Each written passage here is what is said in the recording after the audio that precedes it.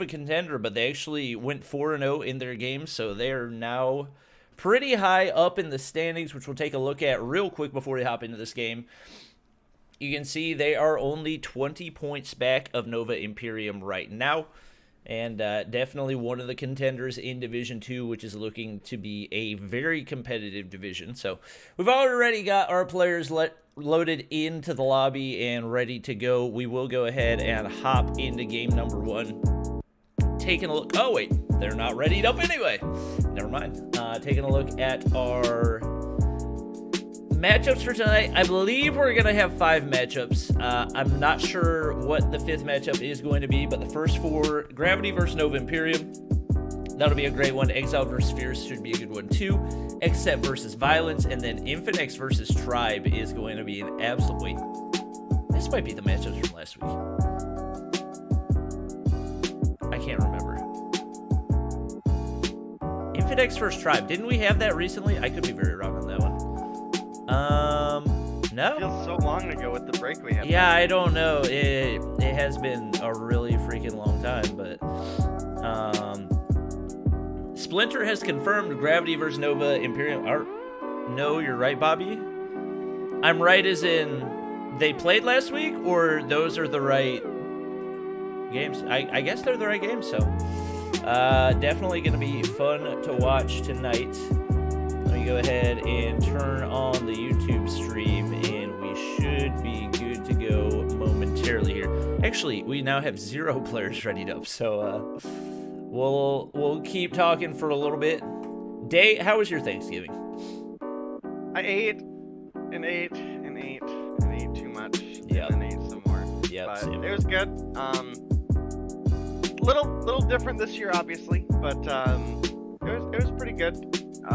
Celebrated with the close family and took some time off from obviously both Mobile Mayhem, but then also work as well. Got a couple days off, so that was pretty helpful. Let me catch up on some rest that was so very, very needed. You love to see it. For those of you who are wondering about the weapon bans for tonight's games, obviously Akimbo Phoenix banned for all games, and for each team's ban, Team 1, I'm assuming that was Gravity banned the HVK and Nova Imperium banning the ASM-10. So 2 of the guns that we've seen used, or seen banned a pretty good amount, I guess you could say. The HVK has been banned in every matchup that we played so far, and the ASM-10 pretty frequently used by a lot of these pro players. So not too surprising to see, but it does look like we finally got all of our players readied up. And we're good to go for game number 1, which is going to be Crash Hardpoint. Yeah, it should be a good one if my screen will load in. There we go. Yeah, this definitely should be an interesting showing. Gravity is a team that has come through and had some hit or miss performances. They performed exceptionally well some weeks, and they've also struggled in some matchups that we thought they may have done better in. So it will be interesting to see them go up against Nova, who, coming into the season, we would have considered to be one of the top teams in the league, but has certainly also been pretty inconsistent comparatively speaking. Yep, pretty strong start. As you can see right here, we do have points going over to Nova Imperium. They got control of yellow. 1 player inside 3-story as well. Hack's taking shots cross-map with the AGR. The AGR, the newest SMG in the game, it can shine in close-range situations, but I'm not sure I would recommend using it the way that we're seeing Swag do it right now. You can see he has unlocked Damascus, so he's got all that on all of his guns. Hasn't had a whole lot of success with it just because the gun struggles a lot outside of close range. So we'll see if he makes any type of a switch based off that so far. Vague, however, up top of 3-story with a really strong start, as you can see. 6 kills, power position, make it 7 right now. His team getting a lot of time on that hill, and a very good start going in for Nova Imperium.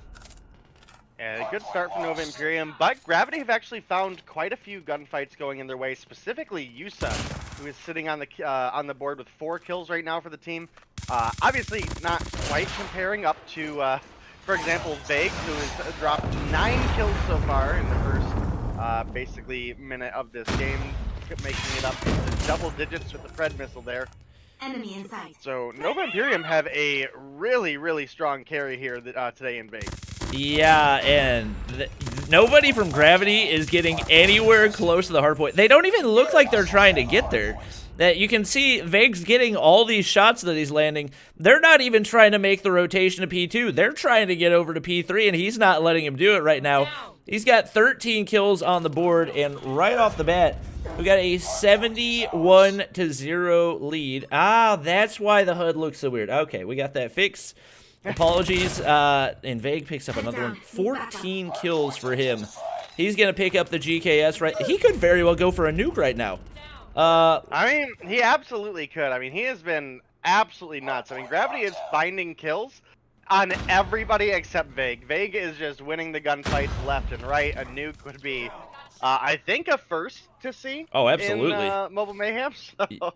And you can see he's playing very passive. He knows what's on the line now. I'm surprised he hasn't gone back up into 3-story, and we do actually have Cello taking him out right there. So it looks like the nuke will not be had. He might have gotten into his head a little bit. Typically, whenever that happens, even in a normal game, you start to get in your head a tad. So to have it happen in a competitive matchup like this with $2,500 on the line could definitely get to you a tad bit. But we do have Gravity bringing back a little bit of lost time. You can see they're pretty consistent across the board. Everybody close to that 7-kill marker, and Swag, not too surprising to see, especially on a long-range map like Crash, where you're just not going to have a ton of those close-range gunfights unless you're on the inside of the hard point. Having an ICR in hand makes a lot more sense. We'll see what he can do with it right here. Yeah, Vague been a little dry for kills here, and one thing I do want to make note is obviously we've seen Vague using a lot of shotguns lately, so we may still see that moving into Search and Destroy, where you could potentially get a little bit more value in some of those close gunfights, but have not seen it so far out of him in Hardpoint, and that's actually Gravity able to take a slight lead for themselves, now up 77, almost 80 points to 73 of Nova. So this has been a pretty big comeback despite how one-sided this matchup seemed to start. I mean, it was, what, 70-0 at one point? Yeah, I think it was 73-0 or something like that. And this is something that we've seen a lot from Nova Imperium. They get a really strong start. They start to get a little bit cocky, and they forget about the actual objective. You can see Laura's going to be able to get most of the objective time. They actually give up the scrap time. I think he's going to jump down and get the frag right here. I don't know how he played that so perfectly, but that was absolute perfection. And you can see they've already got control of P5 right now. If they can hold this, they're going to win the game. Yeah, I believe there's only 4 points that have gone over to Nova Imperium since the first 2 hard points. Since then, every single possible point has gone over to Gravity, and they are set up very well to win this game after a very rough start. Yeah, absolutely, and Gravity finds a pretty big feed for themselves there, knocking 3 off of the side of Nova, inching closer and closer to victory. They actually have a little bit of a cushion, and Hax is the only one making his way over currently. About a 17, 18 second cushion that Gravity have. And it's looking like Gravity are going to take game 1. And, oh my gosh. OBS just decided to disconnect. Hopefully it reconnects. We do have a reconnection right there. And wow. Just in time for Gravity to win. Just in time for Gravity to win. Yep, Spectrum is throwing very hard right now. Apologies. But yeah, wow, that was so... You had 73-0 for Nova Imperium, and after that, it was 150-4 for Gravity. And the only time they gave up those 4 seconds was when Laura went back up to the top of the hard point to bait the opposing player and get the kill onto him. Yeah, and I believe that was High making that rotation over, and honestly, Gravity just had really good anchor spawns in a lot of these situations. Crash is one of those ones, specifically when you move into hardpoint 4 and 5, that are very, very punishing if you aren't able to get the rotations over, if you're not able to get the anchor early, because the respawns are very far away. There's not really a straight shot there that isn't a great vantage point for the enemy team to set up and watch. And Gravity really took use of that. And you know, kind of part of, you know, looking at the side of Nova too is, you know, coming into this season, they would have been considered one of the top, kind of the top dogs in the league, but really they've struggled a lot with consistency this season, and a lot of it too also has to boil down to, um, we've talked about it a couple times before, Bobby. Nova tend to be their biggest competitor. It didn't seem that way up against Gravity. It actually, you know, they were all for the most part using real guns. I mean, I don't think I saw an operator on Wally's class. Not sure if that's a client bug or if Wally actually didn't have an operator. But Gravity just really were able to turn things around and really made use of getting those anchor respawns on those corner objectives. And they were able to hold, basically, like you mentioned, almost 150 points uncontested.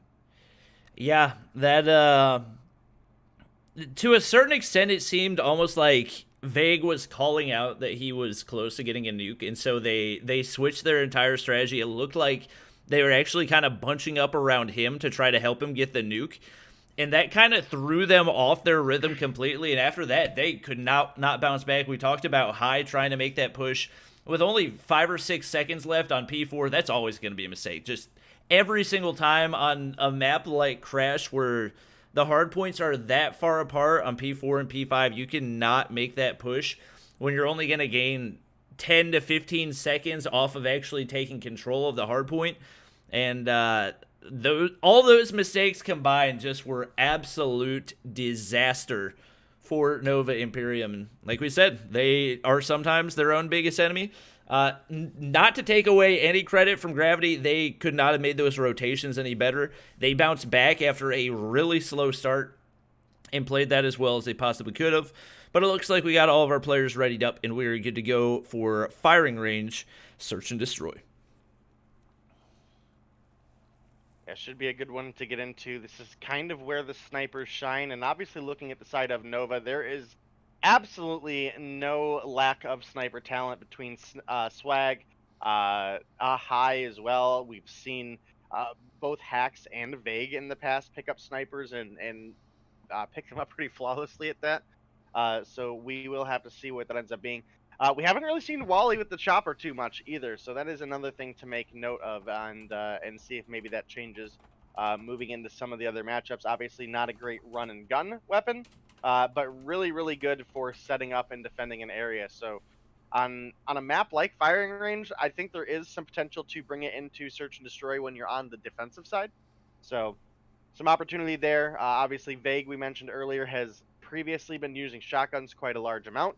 So a lot of opportunity there as well for him. So, yep, and it looks like we are good to go hopping into game number 2. Obviously, the sniper power for Nova Imperium going to play a big factor right here, especially if they stay on their game and are actually able to get the rounds that we know they need to get. We'll probably see a weapon swap for High right here, speed boosting off the start. And then making the swap more than likely over to his, it may be an SMG class. He's pushing, yep, pulls out the QQ9, pushing super aggressively over wide, and a little bit of a lag on either our side or the client side. Somehow Cello's able to win that gunfight, but he will drop as Wally gets the refrag. Ivan using the sniper, able to get the pick right there, but Swag's got a sniper of his own. Now a 1v3 Yusa all by himself. Going to try to get the flank onto Swag, but won't spot him quite yet. That's going to be an easy frag onto the planter. No defense from his teammates. And Hacks trying to make the push down, as is Vague. They're not going to spot him there, as Yusa has made the rotation all the way back to Wood.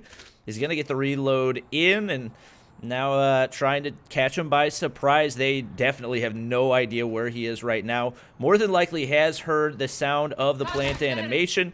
He's going to lay down shots. That'll cancel the plant, but he put himself into a really bad spot where he had no type of chance of escaping, and that will be a 1-0 lead for Nova Imperium.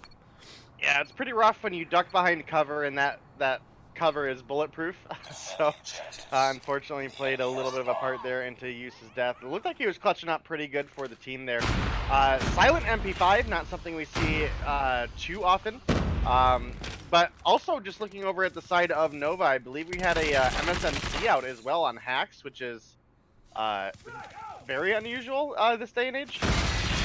Yeah, the MSMC, I can see it maybe being used on a map like Summit or Standoff, but whoa, and the retake coming in for Gravity is strong right now. Ivan in a sniper battle, I believe, with Swag. Trades going back and forth. Only 2 players remaining for Nova Imperium, but they're able to drop off 2 Gravity players, and now Laura's going to take the gunfight on the inside of Trailer. Not going to be able to win it, and it looked like things were falling apart pretty quickly for Nova Imperium with a strong retake coming in from Gravity, but they were able to get the counter. They were able to get the frags that they needed, and High with 5 kills on the board already, looking very strong for his team as they do take the 2-0 lead. Yeah, and again, Nova has been struggling a bit with consistency, but overall these players are exceptional search and destroy players historically, dating all the way back from, you know, even prior to Mobile Mayhem up until all the way into Season 4 here. So really can't discredit them too much. Obviously, High is a well-known player search and destroy. Does get dropped by Laura there. Laura actually finds 2 before getting dropped by Vague, and that is going to be round 3 going over to the side of Nova. And this is what we typically see. Nova Imperium, after they throw a game that they're not going to say they absolutely should have won that one, but there's no reason that they should have gotten 150 to forward at the end of that game. It should have been a lot closer than it was. This is what we typically see. They come back really strong. They take things seriously. And you got to wonder what their records would look like if this was how they played all their matchups. We do see some big frags coming in, but Nova Imperium still with a man advantage. We are going to have Wally getting the frag right there. He's going to pick up the sniper for himself, and now Cello in a 1v3 versus Swag, Wally, and Hex. We actually have a player hopping up right here. Should be an easy frag, and actually a missed opportunity, but with Swag hard scoping through the doorway, he'll be able to find the frag, and it's going to be a 4-0 lead for Nova Imperium. Yeah, and it's a great position to be in if you are Gravity, at least to put up the kills that you are, even in a lot of these rounds. I mean, obviously, Nova have won 4-0, right? But yeah. Gravity have been able to find early picks, and then it, unfortunately for them, falls apart there. But they're at least showing signs of aggression where they need to. And it definitely shows that they have life to be able to turn this around, and could potentially, it would be a long comeback, but they're finding at least a couple gunfights. Obviously, we would like to see a little bit more action out of B-Thug. He is the sniper for the team. And, you know, just looking over at him at 0 kills and Swag at 4, that's a pretty big discrepancy for sniper or sniper. Yeah, you would love to see some plays coming out of him. You can see he's having opportunities right there, so sometimes the shots just are not falling. We'll see if he's able to get one onto wood right here as a player jumps down off the side. He won't quite be able to spot them, and even with the first blood in play, they're able to get the trade as Swag takes out Ivan, I believe, with the Deagle right there, one of the recent additions to the game. Well-needed addition. Yeah. Very much well needed, as we've had the same 2 pistols since the launch of the game. But trades coming in once again, 1-man advantage for Gravity this time as they look to find their first round. We got a gunfight happening down below. Hex will drop to Cello, and it's now Vague in a 1v3 versus the remaining Gravity players. You'd love to get a pick with Cello isolated down below. Could potentially happen, especially if he can get the flank. He spotted him right there. He's not going to pick up the bomb quite yet, and looking for him to make the counter rotation, taking some shots right there. Should have made it easier for Cello to counter, but fortunately, oh my gosh, beams the sniper right there. Laura's finally able to land the last couple shots. Gets his 6th kill, and that will be 4-1 as we do have Gravity finally taking a round right there. Yeah, Gravity desperately needed that, and if B-Thug is able to step up this round, they might be able to take another one a little bit cleaner.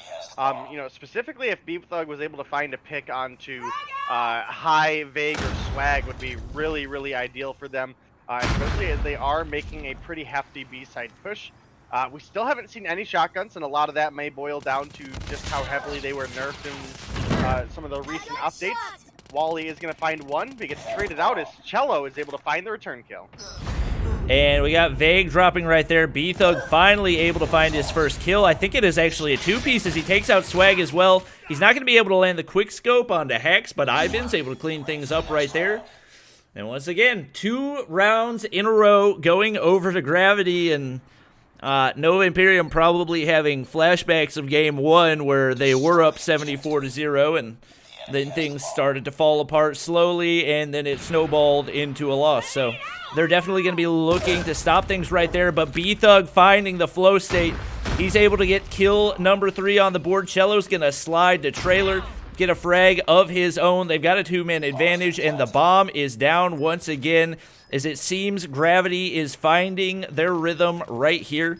You can see Vague trying to land some shots. He's finally able to get the first blood for Nova Imperium onto Ivan, but only 30 seconds to work with.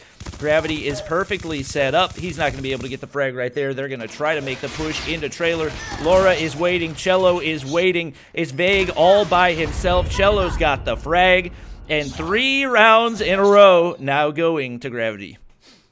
Yeah, and that is a difficult uphill battle to have to fight, specifically looking at as you called the timeout, 30 seconds on the clock, 4 members of Gravity alive, 3 on the side of Nova. That's a big disparity in Search and Destroy, especially moving on over to an A-side plant where there's really only 2 ways you can come from, with trailer being kind of a maze in the middle, but you have a couple of kills firing back and forth. Gravity are able to pick up the better of them, and wow, man, it's just high alive now. Wow, Gravity absolutely dismantled Nova Imperium right there. They even predicted the push perfectly. You had 3 or 4 players from Nova Imperium on the B site ready to defend, and Gravity is just winning their gunfights right now. 4 rounds in a row going their way, and right now Nova Imperium's got to figure something out because they just have not been able to close out games. If they lose this, it's going to be a 2-0 for Gravity. I believe that will actually tie them up with Nova Imperium on the scoreboard, which a couple weeks ago would have been unthinkable. Gravity was one of the bottom teams, only 10 points on the board, and now pretty close to the top of one of the most competitive, or the most competitive division in Mobile Mayhem. We do finally have Swag getting a frag right there. But once again, Nova Imperium down a man. He finds another one, very much needed. I really wish the game would let me look at the first-person perspective. I missed both of the kills, and they finally pick up a round and take the 5-4 lead. They've at least got a shot at winning this one. I'll tell you what, if you do download the emulator client, it makes spectate really easy. Yeah, I might have to do that for Thursday. Really nice. Yep. Yeah. That might be the move. But that was a very much needed round for Nova Imperium, and it looked like things were going to fall apart again, but Swag making some really big plays. 8 kills on the board for him. Unfortunately, B-Thug will find first blood onto High, but Swag gets the trade right there. He will drop to Ivan as they make the push in. Yeah, and this has been a big game for Gravity. Not only were they able to turn around a 0-74 lead that Nova had in the first matchup, they've so far been able to very closely turn around a what was a 4-0 lead for Nova, now sitting at 4 versus 5, and looking like it could potentially go into a game 11 here if they're able to close this one out. B-Thug finds a kill when the team needs him, and now it's just Vague versus the last 2 members of Gravity. And Vega's carrying hard right now for Nova Imperium. 13 kills for him. He's going to get the 2-piece right there. He clutches the 1v3. He's shooting the bodies, and Vague is able to win this game almost by himself. The 1v3 when their backs were up against the wall. 15 kills for him, and Nova Imperium miraculously survives. Almost a second disastrous comeback. And we will be going to a game number 3. Yeah, game 3, which will be looking like Domination on standoff. So that is another map where, again, there is some shotgun potential, specifically out of Vague. Again, not entirely sure if we'll see it, just based on how heavily the shotguns were nerfed. I mean, across the board, shotguns were nerfed. So, that is something to keep in mind. But in these close proximity gunfights in a very fast-paced Domination map, definitely some potential there. But man, you are not wrong. Vague almost single-handedly carrying Nova through the last couple of those rounds. Very early on, it was High leading the board, and Swag not far behind. Vague able to make a big comeback for the team, dropping 15 kills in Search and Destroy. So 2.5 positive for him. So overall, really strong play. Ivan on Gravity really shined here in Search and Destroy as well. Laura as well, coming off of a really big game for them in Hardpoint, came through with a strong 8, 8, and 6 with a couple defuses as well. So Gravity really showing up big here today.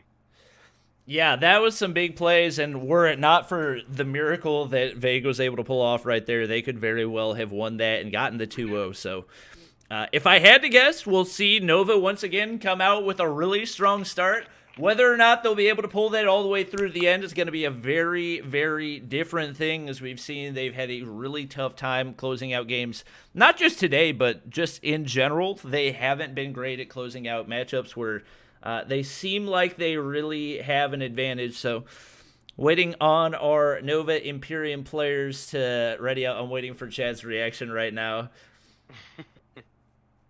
Well, I'm waiting for Chad. He just did it, so he shoots the bodies.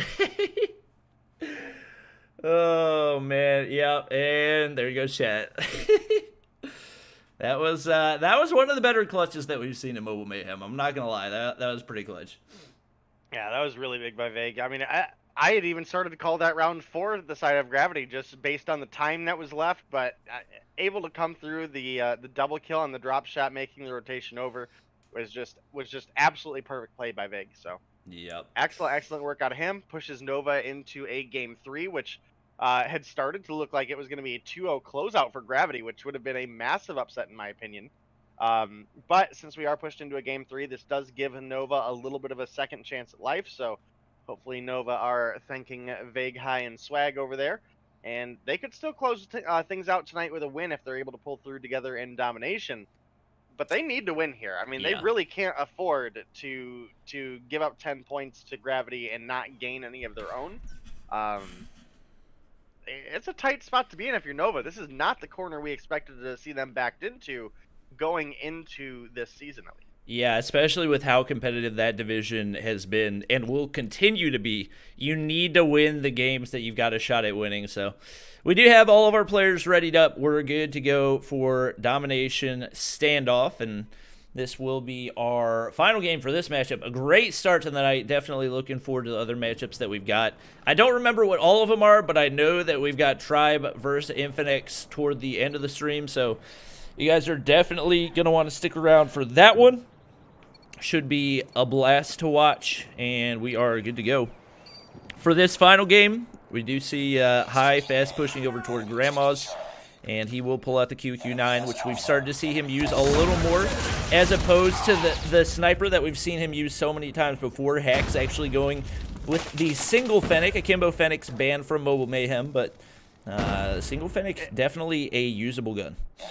You might have to tell me if you're seeing the same thing, Bobby, because I don't know if I can believe that there's 4 players not using an operator here. I do see 4 players not using the operator. Wally, Yusa, B-Thug, and Lara? Yeah, I don't know if it's not showing up for some reason, but it definitely looks like there are 4 players not using an operator, and actually a very close save for Gravity right there, as they nearly got triple capped off the start. That would have been disastrous, but they are just not winning. Gunfight by High. Yeah, they're not winning any gunfights right now. 5 kills on the board for Gravity, and Wally by himself has 5 kills, so it looks like we have had Nova Imperium come storming back. We actually did have a double cap go in for a second for Gravity, but obviously not going to stay. Wally turns once again, wins the gunfight, and Nova Imperium finally looking like they're in their top form. Yeah, starting to, but we have seen Gravity turn around a couple of these kills. At least Cello and Laura have. Once again, just right back into Nova, winning gunfights left and right. Ivan, Laura able to pick up a couple there. I don't know if it's going to be enough to make a D-flag push here, especially not with a Fred missile on High, so definitely have to keep an eye out for that. With A and B capped for the side of Nova, this is looking to be a very poised and strong first half, as they were able to get B online very, very quickly. High, once again, finding a double kill for himself. Almost able to find the triple, but does get dropped by Cello there. Yeah, he was not too far off of getting a cluster strike. He doesn't actually have persistence on, so that's why he was able to get that Fred missile so early. And once again, gunfight after gunfight just seems to be going the way of Nova Imperium. 2 players in double digits already. Wally and High having a game for themselves right now. And High gets another double kill, takes out Cello and Ivan. We have seen some attempted B caps come in for Gravity, but they haven't been able to close them out. So for the most part, this has been all Nova Imperium, as we do have Laura picking up a frag right there, but just too much Nova Imperium. Hex comes sliding through with that Fennec, and he's going to lay down some more shots as he takes out B-Thug. They've got complete control right now, even with players on the B flag. Cello will get refragged right there by Swag, and it looks like the end of the half will be a 30-point Nova Imperium lead. Yeah, it certainly looks to be the case, and you're definitely not going to be happy if you're Gravity going into round 2 with a 32-point disparity, as well as some kill streaks going over to the side of Nova. I don't believe, as I was scrolling through, I don't think Gravity has really much of anything going.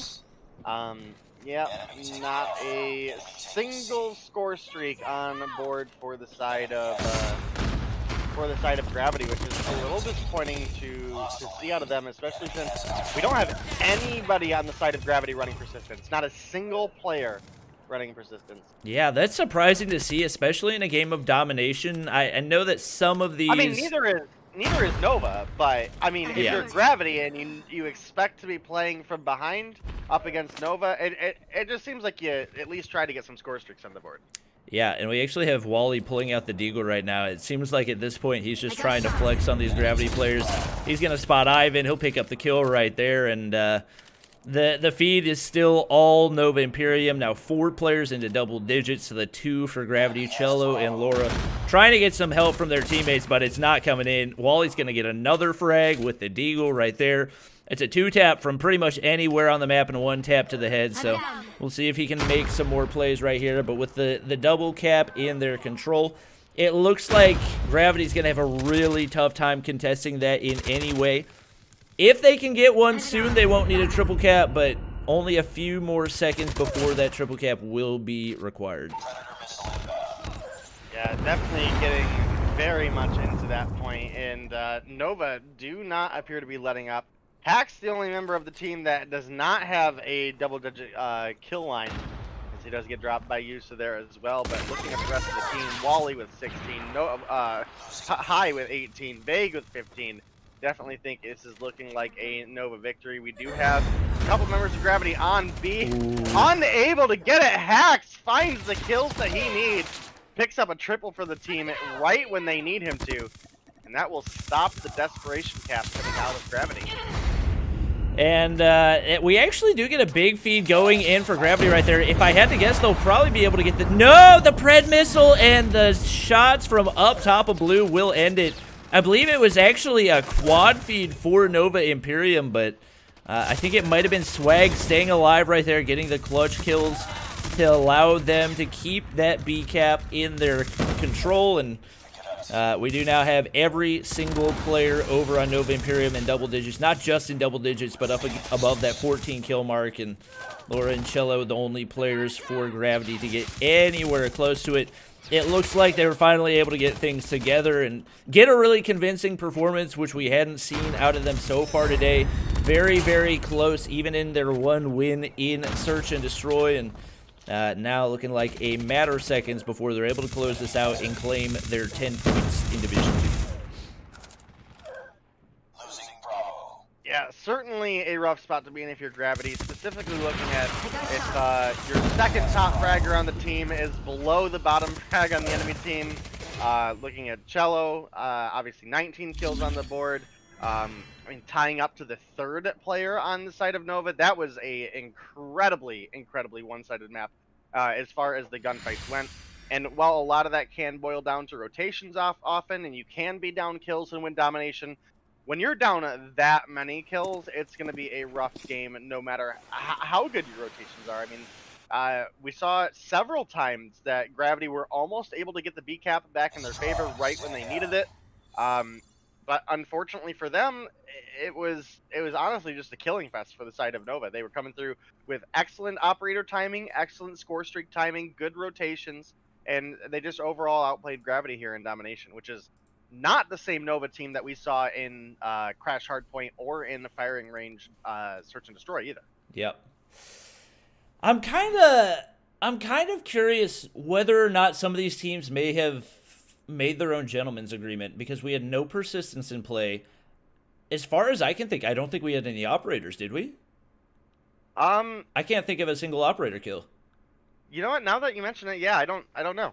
That's a good question. I'll send you the GAs right now. Yeah, there's some GAs in play. All right. Well, there we go. So it looks like a lot of these teams kind of tired of the meta and the way that the game is right now dictating the way they played, so creating their own gentleman's agreement. I love to see that.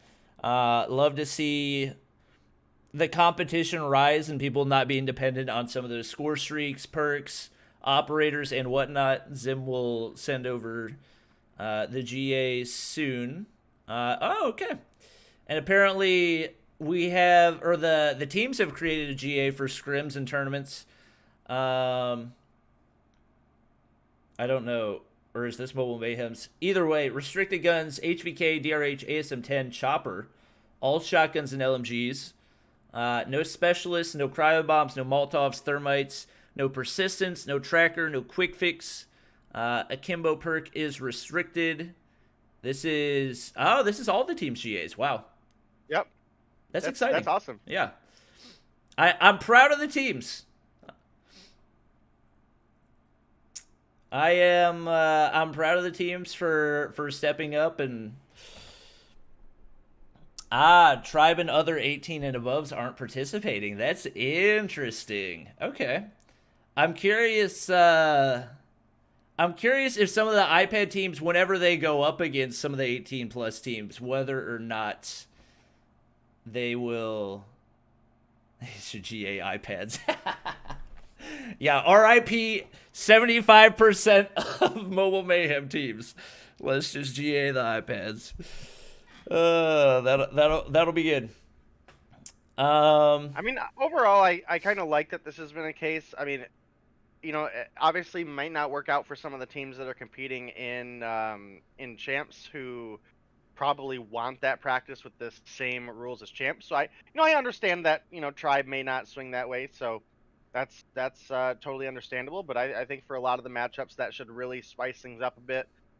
It won't be one-sided persistent stuff.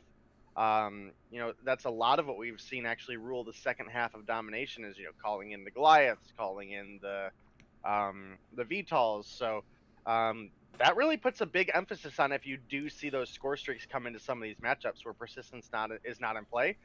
Getting a VTOL or getting a Goliath in some of these fast-paced, high-end matchups is not easy without persistence. So definitely should flare things up a bit. Yep. I am definitely excited to see how this is going to play out. Next matchup is going to be Exiled and Fierce, so neither of those are 18-plus champs teams, so they should be, as far as I'm aware, participating in this GA.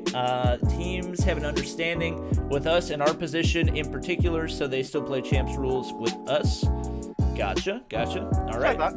Yeah, I thought. Taking a look at the standings, so we do have Nova Imperium getting another 10 points right there. That will tie them with Tribe Gaming at the top of Division 2. Keep in mind, Tribe has not played so far tonight, nor has Exiled or Tragic. Tragic, formerly known as Turbulence, was recently picked up, so we'll be keeping an eye on those guys as well. In our next matchup, it is going to be Fierce versus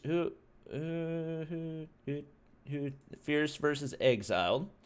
And Exiled has been doing a really good job as well, right there in the middle of the pack with those Division 2 teams, so this is going to be big for them.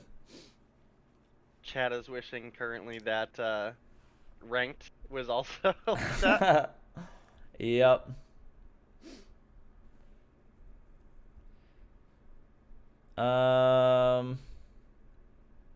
Yeah, I like it. This GA is handsome. Yes. Oh, Tragic and Fearless is this matchup. Okay, sorry, it has the wrong thing in OBS for next match.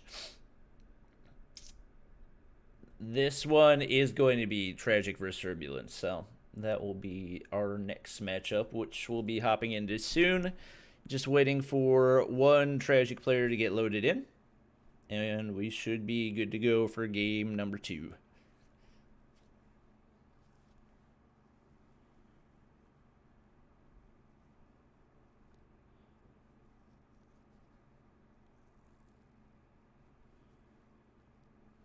Should be an exciting one to get into here pretty soon. Obviously, you know, again, the GAs stir things up quite a bit. Zim, actually, if you could tag or pin that in the chat, that would be really helpful to kind of be able to reference back to. Yep.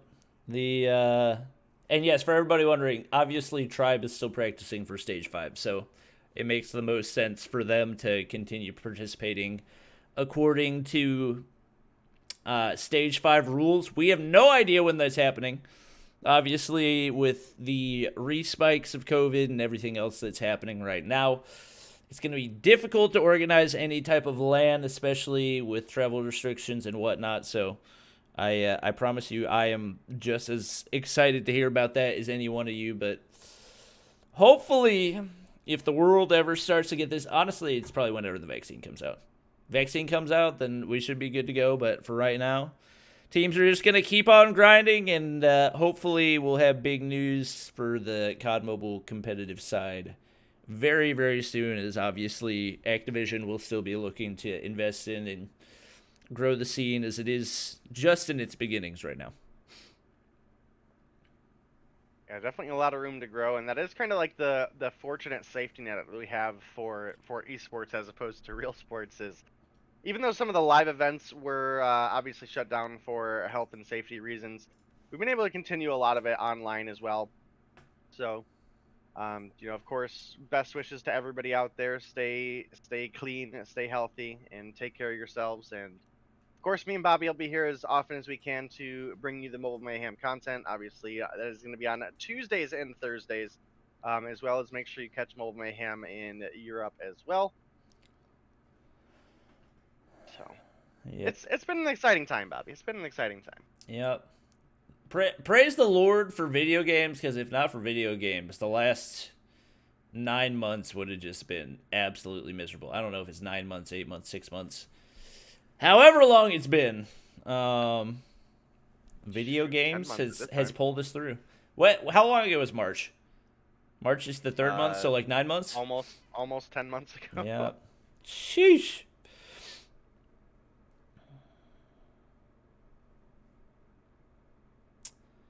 But, yeah, definitely been a rough time, but you know, gotta do what you gotta do. Mm-hmm. Just waiting for a couple fierce players to ready up, and we should be good to go for matchup number 2. Reminder, this is going to be Fearless versus Fierce, I think. Or Fearless versus Tragic, correction. Yes. Tragic, formerly Turbulence. And So is just taking his sweet time. Like this is a slightly different roster. We are good to go. Hardpoint on Summit. I think it's the same roster. Trying to double check for Turbulence real quick. Maybe it's just that it's been a hot minute. But... yeah, I think so. Obviously, all of these teams are part of the GA, so more than likely we'll not see any ASM 10s, DRHs, HVKs, Akimbo Fenix, anything like that. And potentially, looks like Fearless actually not abiding by the GA, so we could potentially see some changes coming in over on unless this might be an 18+ team.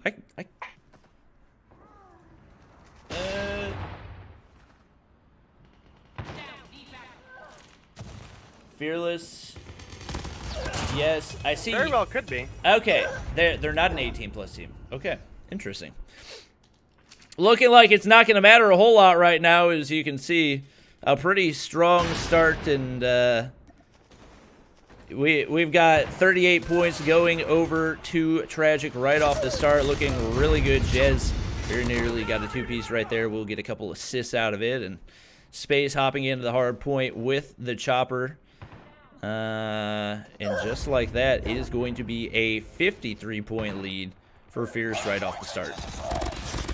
Yeah, this has been an excellent start coming out of them. And this is not often what we see at the beginning of a Summit hardpoint. Usually when Summit is going to be a one-sided matchup, it's moving into hardpoint 3 and hardpoint 4. It's not usually hardpoint 2 where you have a 50-point lead. We do get a little bit of a break there for the side of Fearless. They are able to pick up a couple kills, get on there for a couple seconds, but it is a very, very quick flip back. Yep, and they are probably going to be up close to 100 points by the end of this, if I had to guess. Shield's able to pick up a couple frags right there. Actually pulled out the HS-0405, which is one of the weaker shotguns in the game. A little surprising to see. And took some damage from the trophy system right there. So is able to clean things up, and it looks like we will have Tragic getting the majority of this scrap time. We do have the Pred missile coming in as Jez picks up a two-piece. They're going to be going for the spawn flip right now, as we do have So all the way back in spawn, making that rotation around the back building. Going to be looking to find a couple frags here as well, and looks like they are set up pretty well for this next hard point. Jez with an Annihilator in hand, waiting for somebody around the corner, and he is just chilling right now, as it looks like nobody able to get anywhere close so far for Fearless. Yeah, Fearless definitely been struggling quite a bit. I mean, which you would expect up against this Tragic slash formerly turbulent roster. They really came through and took a lot of games by storm. They're kind of like a mini MVP team, or a mini All-Stars team, as they are all players that have participated in Mobile Mayhem before, albeit quite often as subs for other teams. They kind of banded together and made their own team, and have really had a good performance so far, and are continuing to do so now. We've got about a 110-point lead over the side of Fearless right now, and it is looking very likely like this is going to be a Tragic game 1. But there is a possibility if Fearless are able to turn things around and get some kills on the board, we very potentially could see a comeback. We've seen it before, but it's going to be rough with the side of Tragic being just 12 points away from securing a victory, and are already on to this next hard point. I mean, Space got the one-man break onto the hard point with the Annihilator. That pretty much sealed the deal. It is going to be 150-14, as we do have Tragic getting the easy dub right there. And based off the way that one went, if I had to guess, they probably won't struggle a whole lot in Search and Destroy, but we've seen some of these teams bounce back in a big way. We'll see if Fearless is able to do it. They have struggled a good bit in Mobile Mayhem, and especially with Lethal only picking up one kill, typically not a great sign, but they definitely have an opportunity to bounce back, and he is their primary sniper, so he'll have a bigger opportunity as we do get ready to hop into Search and Destroy, which is going to be on Standoff.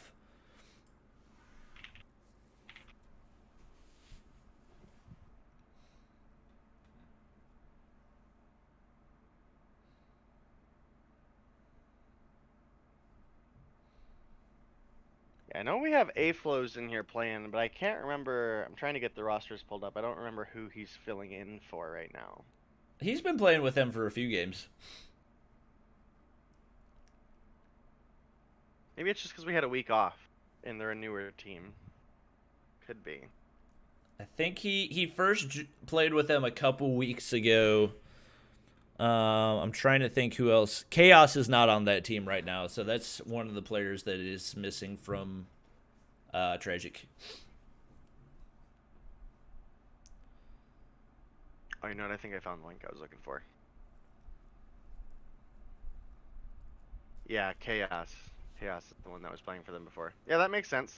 That makes sense. All right, looks like we are good to go for game number 2. Getting our players loaded in right here. We got the chopper out for Space. That's one we've seen him use a good bit before, and As I say that, he actually makes the swap to the Arctic 50. You know what? Beamed as well. Beamed is on this roster that we. Oh, yeah. And Space going with the Arctic 50 ACOG. This is actually a gun that is taking over Garena COD Mobile right now. He's not able to land the shot, but and he actually misses all of his shots right there. Lethal makes him pay, and it's actually going to be A-Flows all by himself in a 1v4 against Fearless, despite how much Fearless struggled in that first matchup. They come back pretty strong, and we see A-Flows trying to find a pick over onto the A site. The bomb is down over on Tank. He takes shots from behind. Orbital's going to take him out, and it will be a 1-0 lead for Fearless. Yeah, and that's a big turnaround for Fearless to come off of such a pretty devastating loss in that first matchup of Hardpoint Summit. We'll have to see if the side of Tragic are able to turn things around. Soso was the only member of the team to pick up a kill last round. And as you mentioned, it...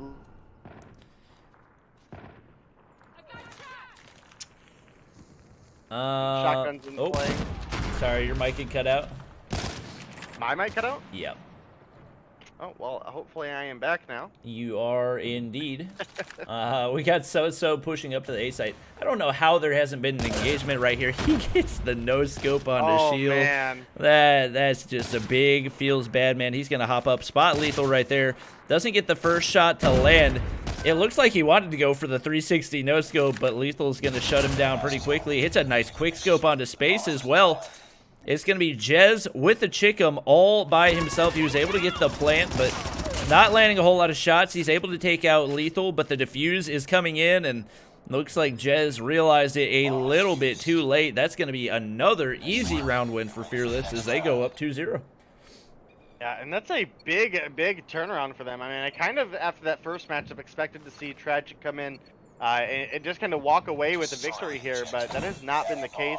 Lethal is putting up some good numbers right now. 4 kills on the board. Has as many kills as the entire team of Tragic. And then between Orbital and East, again, kind of in the same deal. But now that is Tragic finally picking themselves up a couple early kills. Riots actually finds a brilliant kill onto Jez there. Sitting way back in spawn, catching the late rotation. Might be able to get another one. Finds the second one. But it is going to be Soso in Space cleaning things up and taking their first point for the side of Tragic. And Space is just absolutely wrecking with this Arctic 50 ACOG.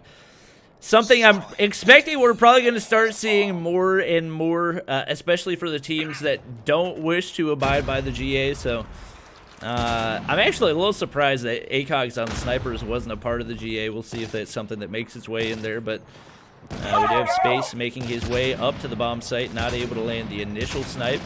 Could potentially get a wall bang right here, but doesn't have the right angle. It's going to be Jez getting first blood with the Chickum, actually make it a 2-piece right there. A-Flows will find one for himself. He's shooting bodies right now. You can see hopping up. Jez is frying with that Chickum, and that'll be 2 rounds in a row going over to Tragic. Yeah, Tragic definitely need to close out a 2-0 victory here. Again, they have had a really strong performance here coming into Mobile Mayhem as a newcomer team. You know, again, these are all Mobile Mayhem veterans, so kind of keep that in mind. Take the newcomer role with a grain of salt. Space has 1 health and is finally going to get dropped by East there. But Soso will find the return kill, and Soso's had a really big performance here, and just as I say that, Orbital does find the kill as he climbs up. And we now have a 4-2 player advantage in favor of the side of Fearless. And we've got Jez slowly crawling around the corner with that Chickum.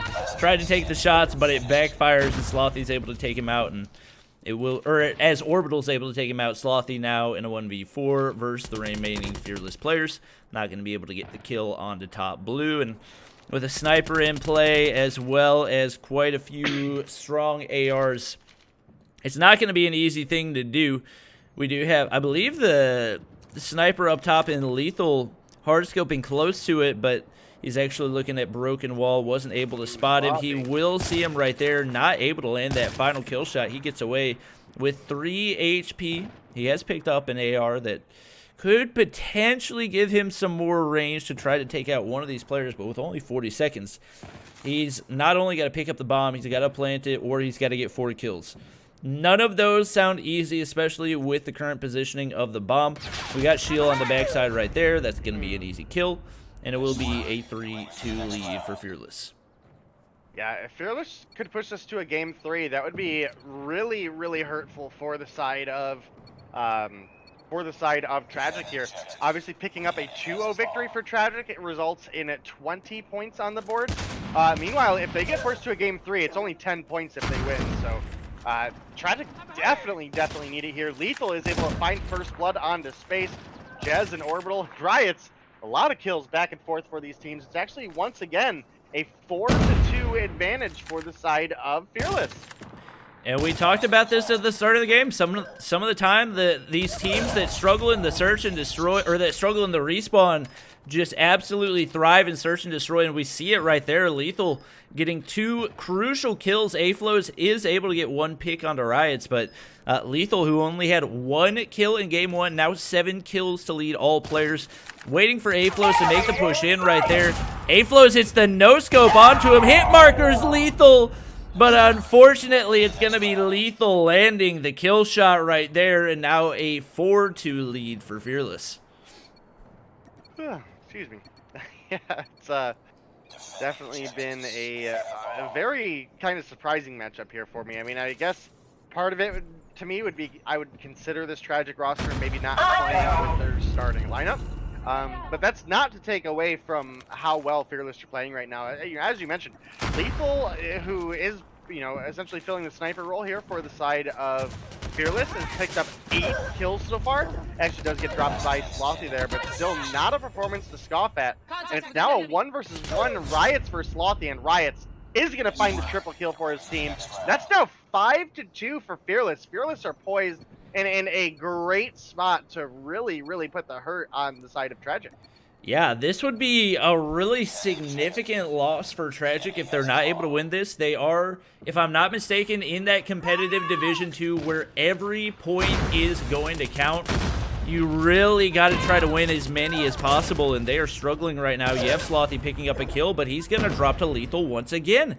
Landing every shot that he can. A-Flow is able to get a trade onto East, I believe, but holding down this angle, seeming like that is the angle to play right now, is Lethal just waiting for somebody to make that exit out of Grandma's, and we'll have Riots picking up the bomb. A-Flows is going to try to peek the angle. Shots coming in from behind as Jez looks to get the frag, but it won't happen. Lethal gets it again. Riots is trying to spray across the wall. He's not able to get the kill, but they now have a 2v1. They're going to be able to get the plant. Lethal predicts it perfectly. 10 kills on the board, and the MVP for the man that was not able to get more than 1 kill in game number 1, and Lethal really redeeming himself right there, as we do have Fearless getting a little bit of an upset over a Tragic roster that has just been so good so far this season. Yeah, that was a phenomenal performance out of Lethal, closing the game out with 11 kills as he's able to find that kill onto A-Flows. So that does push us into a game 3. This is a big opportunity for Fearless to maybe take game 3 and get some points on the board for themselves. They desperately need it, but, again, Tragic, I mean, they're in a very competitive division where they're fighting for being in finals potential, so it's not necessarily, they may have more points than every team in the opposite division, but if they're not in top 3 of their own division, that puts them in a really rough spot. So definitely hurtful for the side of Tragic for them to not pick up the 20 here, but ultimately it really just boils down to you have to play better, right? I mean, at the end of the day, there's nobody to blame but yourselves, but overall, it was a very competitive match.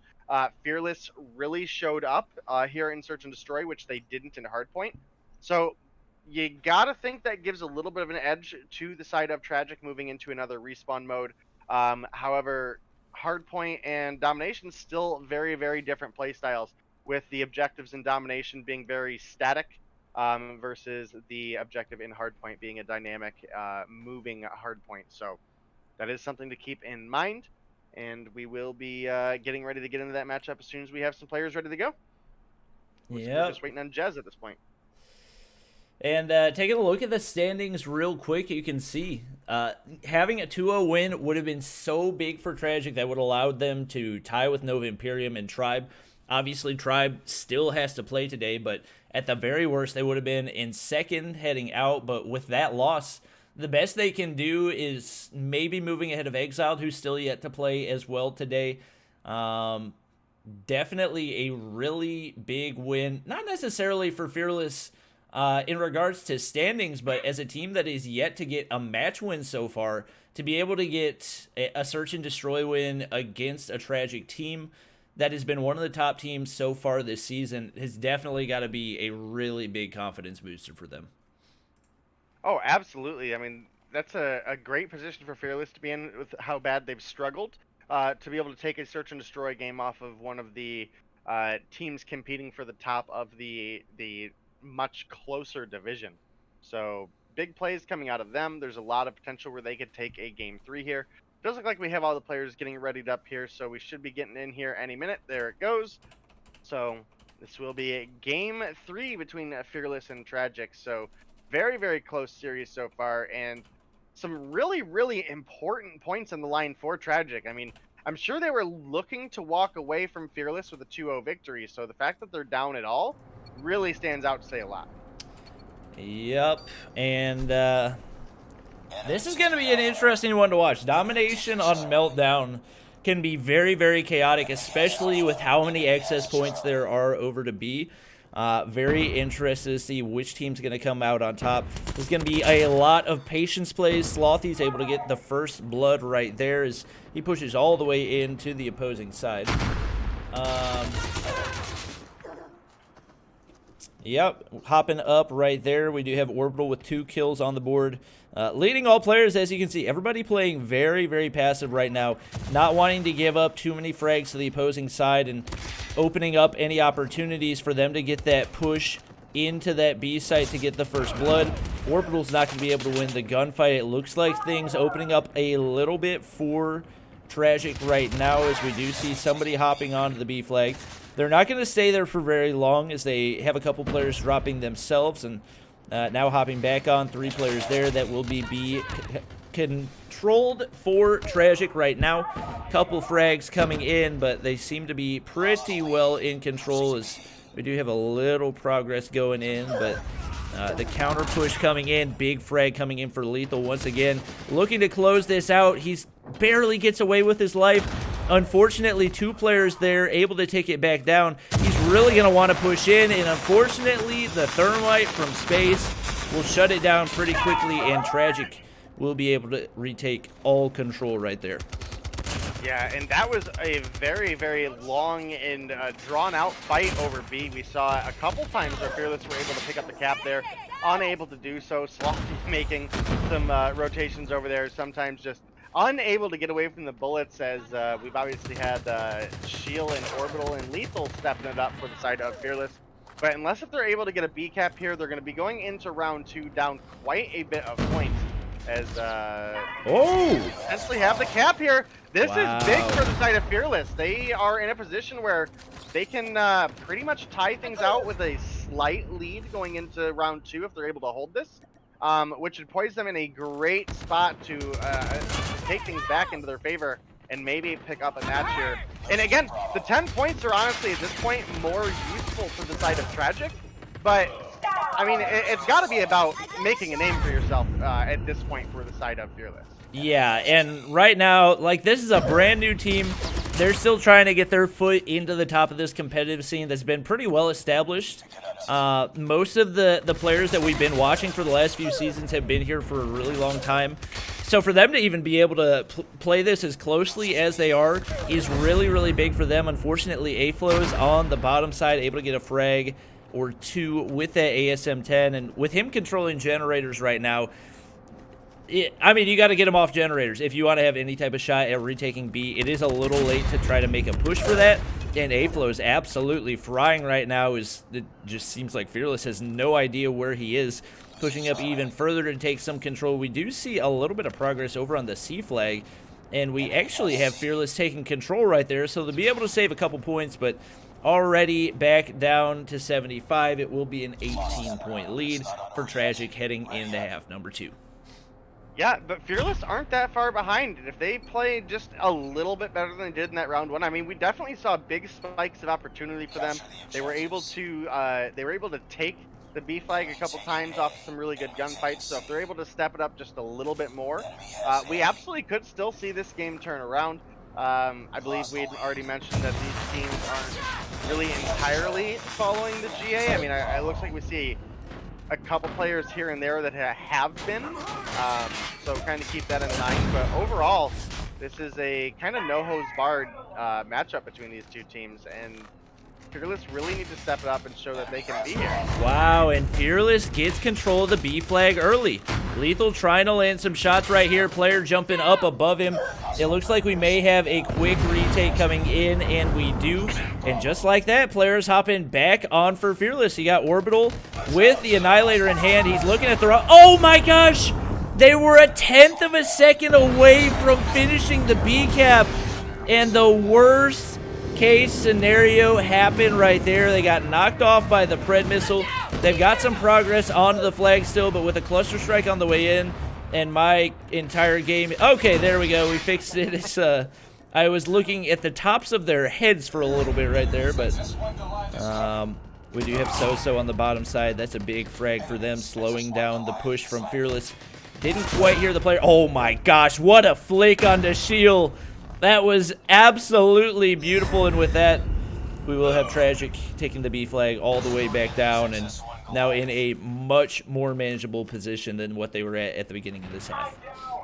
Yeah, and I believe we are getting into very closely the realm of a triple cap needed for the side of Fearless, which is a definitely a rough spot to be in. So if you are the side of Tragic, you're looking to just hold on to B a little bit longer. Obviously, keeping your hold on A is important as well. But here in about 5 points, they're going to be just absolutely perfectly lined up for a Game 3 win here. And again, Tragic needs the points more at this point. The 10 points has a bigger impact on their division than it would for the side of Fearless to pick them up. So score streaks are coming in, and we are very likely just going to see a Tragic win here. They're about 15 points shy of picking up a lead or a win. Even if we get the B flag cap at this point for the side of Fearless, they need a triple. And I think that the side of Tragic have just been playing too good. A plus 21 kills on the board. Jez 16, Soso 13. Top frag for the side of Fearless, Riots with 13. So yeah, and we definitely haven't seen a bad performance out of Fearless. They put up a really good fight in that first half, and even getting the B cap early, we see them retaking it right here, but obviously they're going to need to hold a triple cap for a really long time for this to be viable, and just not really a possibility right now, as we do have Tragic coming out on top. They will secure the win right there, and that will be 10 points added to their score in the overall standings of Mobile Mayhem. Once again, that was a great performance from Fearless.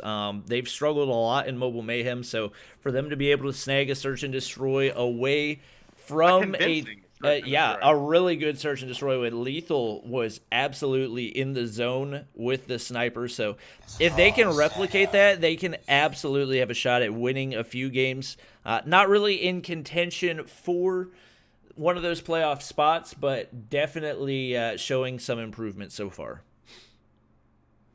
Yeah, absolutely, and you know, again, it's nice to see them come through with a strong performance, because like you said, they've struggled a lot, and to come through with a convincing search and destroy win here over, again, one of the better teams in the league, whether it's their main lineup or not. These are all Mobile Mayhem familiar players. They're all veterans to this tournament entirely. So that's a big step up for Fearless, and hopefully we're able to see them continue to elevate themselves over the next couple weeks.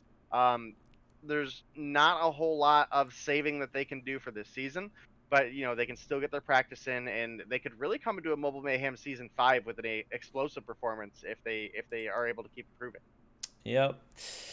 Our next matchup is going to be Fierce versus Exiled, so we'll be getting those teams loaded in right now. Obviously, Fierce has had a lot of championship appearances over the last few seasons, but have not been able to secure one, but with their current roster, they absolutely have a shot at doing so. So many really good players on this Fierce team. But this Exiled team is not going to be an easy matchup at all. They have actually put up a really good fight in Division 2, which, like we said, is by far the most competitive division. Fierce is all by themselves up at the top of Division 1, and with Infinix going up against Tribe tonight, I don't anticipate that they're going to be able to get 20 points. So even if they are, they're still not even going to be able to tie up Fierce. If Fierce is able to get the 2-0 win, they'll be miles ahead of the rest of the competition. But like I said, Exiled is not going to be an easy matchup. This is one of the newer teams that showed a lot of improvement, especially this season. They've been close to making. And, again, just keep an eye out for this entire Fierce lineup that has just been incredibly dominant nonstop. Yeah, just so many players from different rosters all coming together. We got Mike, who was previously on Arsenal, which was one of the better teams in Mobile Mayhem. You got Shadow previously of Arsenal. You got Renounced, Forsaken, and Raballo, who have bounced around teams for the most part. I believe they have been on Fierce. And like we said, this is a team that has been to the championship a lot, but they haven't been able to win it. They've seen second place a few times, probably some opportunities where they could have won it and just weren't able to make it happen. So at this point, they're not too concerned with whether or not they're going to be making the playoffs. Right now, they're trying to build that confidence to be able to go up against some of those top teams that, if I had to guess, probably their biggest challenge will be whoever ends up coming out of Division 2. And right now, I have no idea who that's going to be. Yeah, Division 2 has been, looking at the scores, it's what, 80, 80, 70, 60, 50, and then 0 for Gene, I think. So all of Division 2 are really close. Anything could change any day. Looking at Division 1, though, Fierce have a dominating lead with 90 points, with Infinix being in second place with 60, which first of all, if you would have asked me coming into the season, did I think Infinix were going to be struggling that hard? Especially with such a big opening performance out of Dante. Not at all, but that has been the case. Looking at Violence, again, they're kind of a team that I don't think anybody would have expected to be performing as well as they have, but they have. So, that is something to keep in mind when looking at these divisions. It's what, the top 3 of each division, right, Bobby? Yep. That'll be going to the playoffs. So if you're Violence, you're in a great spot. You're up 30 points over Xset. You're up 50 points over Strike Zone. You're up 50 points over Fearless. So Violence, while they're not in this matchup, are definitely in a great spot for Division 1. Fierce, obviously, in a great spot for Division 1, looking to just pick up some extra points here. Exiled, though, they are in a really rough spot for Division 2. They're sitting 10 points under Tragic, so they are currently in 4th place with 60. So they really need a win here. I honestly, Fierce could afford the loss here and still be in first place by over a whole week margin. So, I guess a whole day margin, I should say. A whole day margin, not a whole week. So, Exiled really need to step up performance here, because even if they only pick up 10 points, they could still tie Tragic here and be in a running for that 3rd place spot. Yep. And people are saying YouTube is lagging. I don't know what the issue is. I maybe refresh the stream. It looks like it's running fine for me, but apparently Trovo is running fine. So go watch on Trovo if YouTube is lagging. That would be my recommendation. But yeah, just working on getting the rest of our players loaded in. Should be good to go momentarily as far as bans. We do have a GA. Obviously, some of the teams have decided not to participate. So, for those of you who don't know, GA stands for Gentleman's Agreement, whereby the players typically agree on specific guns, perks, score streaks that are banned. So in game number 1, players abided by it. Game number 2, players did not abide by it. So we'll still be waiting to see whether or not that is in play for these teams. The way GA works, you won't be penalized for not abiding by it, but it's a gentleman's agreement. So if you're a gentleman, you will abide by it. As far as the actual official weapon bans, HVK banned by Exiled, Locust banned by Fierce. Actually, if I had to guess, that's probably flipped. But yep. Just waiting for one more Exiled player to get loaded in, and we should be good to go for what is... what number matchup? Is this our third match of the night, I think? I think this is our fourth match of the night. No way. I think so. No, it's our third. Is it third? Mm. Yeah, we still have Xset versus Violence and Infinex versus Tribe. Let's see, we did Gravity versus Nova, Tragic versus Fearless. Yeah, this is our third. You're right. Yeah. You're right. Just waiting for our final Exile player, and we'll be good to go. Game number 1 is going to be Hardpoint Standoff. Potentially some shotguns in play. No doubt Main Mike is happy to see this map. One of the few players still using shotguns post-nerf. Well, no. So shotguns were part of the GA, right? And if yeah, but if I had to guess, probably most teams won't abide by the GA just because knowing the NA competitive scene, I could be wrong. I could be wrong, but we will have to wait and see on that one. Well, Mike, if you're listening, it sounds like Bobby is questioning your honor, bud. No, I'm just Not kidding. Mike's honor, but the honor kidding. of the teams as a whole. But we do have Darky getting loaded in for Exiled, so we should be good to go for game number 3 pretty soon here. Yeah, and this should be a good one as well. So these are two teams, and you know, again, Exiled, while they haven't been able to find a finals matchup for themselves, they have been one of the top teams, no matter what division they're in, every season since we've seen them join. So that goes a lot to say. I mean, you know, again, they're not currently in top 3 for Division 1, but they're only 10 points behind Tragic, who have already played today. So there is a chance, you know, if they're able to pick up a win here, which I do think would be a long, hard win, that they could potentially move on in. So we'll have to see. We do see a shotgun out at the start for Mike. We'll have to see if that stays. Yeah, we do see shotguns. I see DRHs, so I'm just going to go ahead and assume no gentleman's agreement here, and it is going to be champs rules for this matchup, it looks like. We do have Forsaken pushing in right there, and wow, what? Oh, we've got the burst shotgun in the hands of End right now. I want to take a look at this whenever he comes back to life, as obviously it didn't work quite as well for him on the second gunfight that he tried to take. He's going to drop right there once again. Mike already picking up 3 frags with the HS 0405, and looking like this may become the meta shotgun for some of these players that do prefer to stick with the shotgun. We've got Shadow trying to find some snipes. He's got 4 kills on the board already, and respawn sniping on hardpoint, not something we typically see a whole lot, but Herbalo's going to be able to get the frag onto End as he pushes into the hardpoint, and it will be a 30-plus point lead for this Fierce team as we get ready to move in to point number 2, and Shadow absolutely dominating with that sniper.